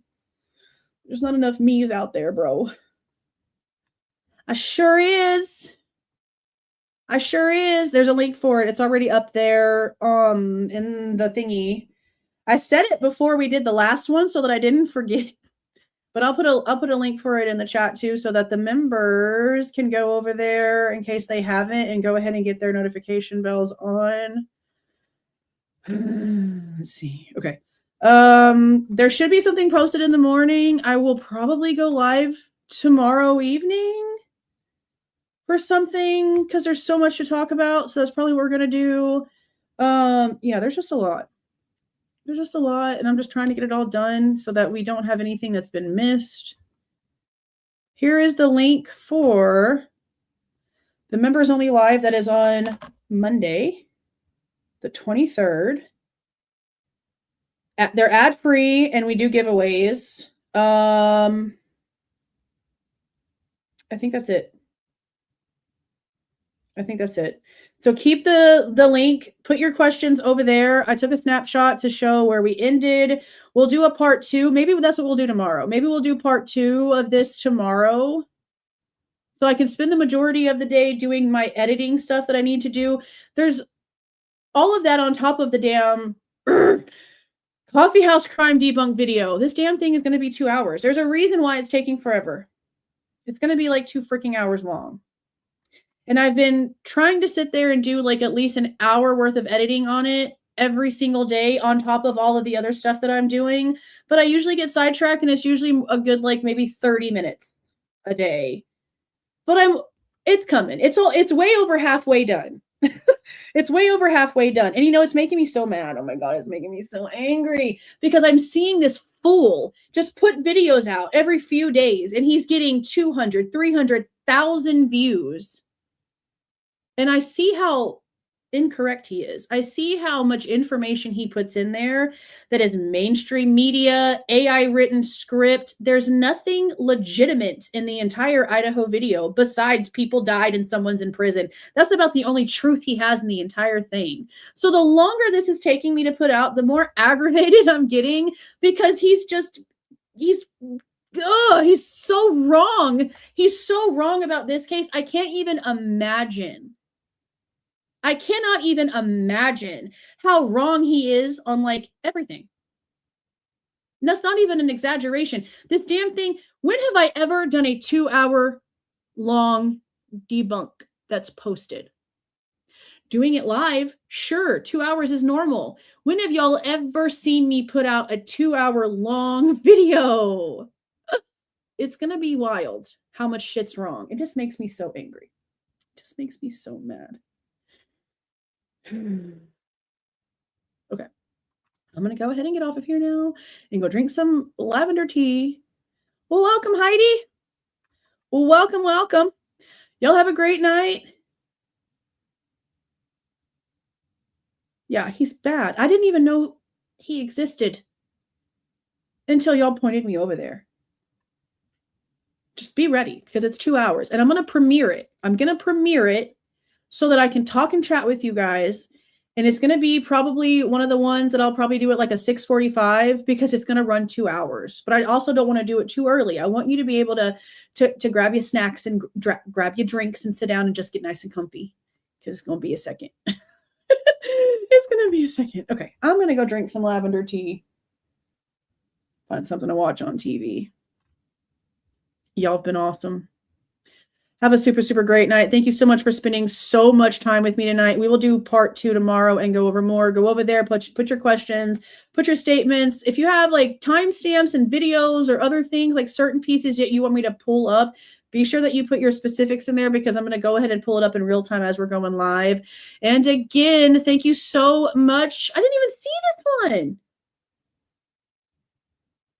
I didn't even see this one. This is the first one that I saw. It kept you and you from me this entire time. I scrolled up here already.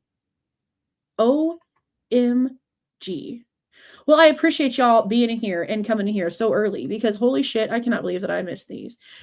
But again, thank you for coming in here with me. Thank you for the gifted memberships. Thanks for all the members that have been in here forever. Thanks for everyone who joined on their own. Thank you for the super stickers and the super chats, for y'all's support, for y'all caring about facts and truth and not giving a shit about the rest, because the facts and the truth are the only thing that matters. In this case is disgusting. But I sure hope that you guys have a super, super great night. Get some sleep. I will see you guys tomorrow. Let me go ahead and roll this out. Please do not forget to leave a like on your way out and subscribe to the channel if you are not subscribed already. All right, you guys. See y'all.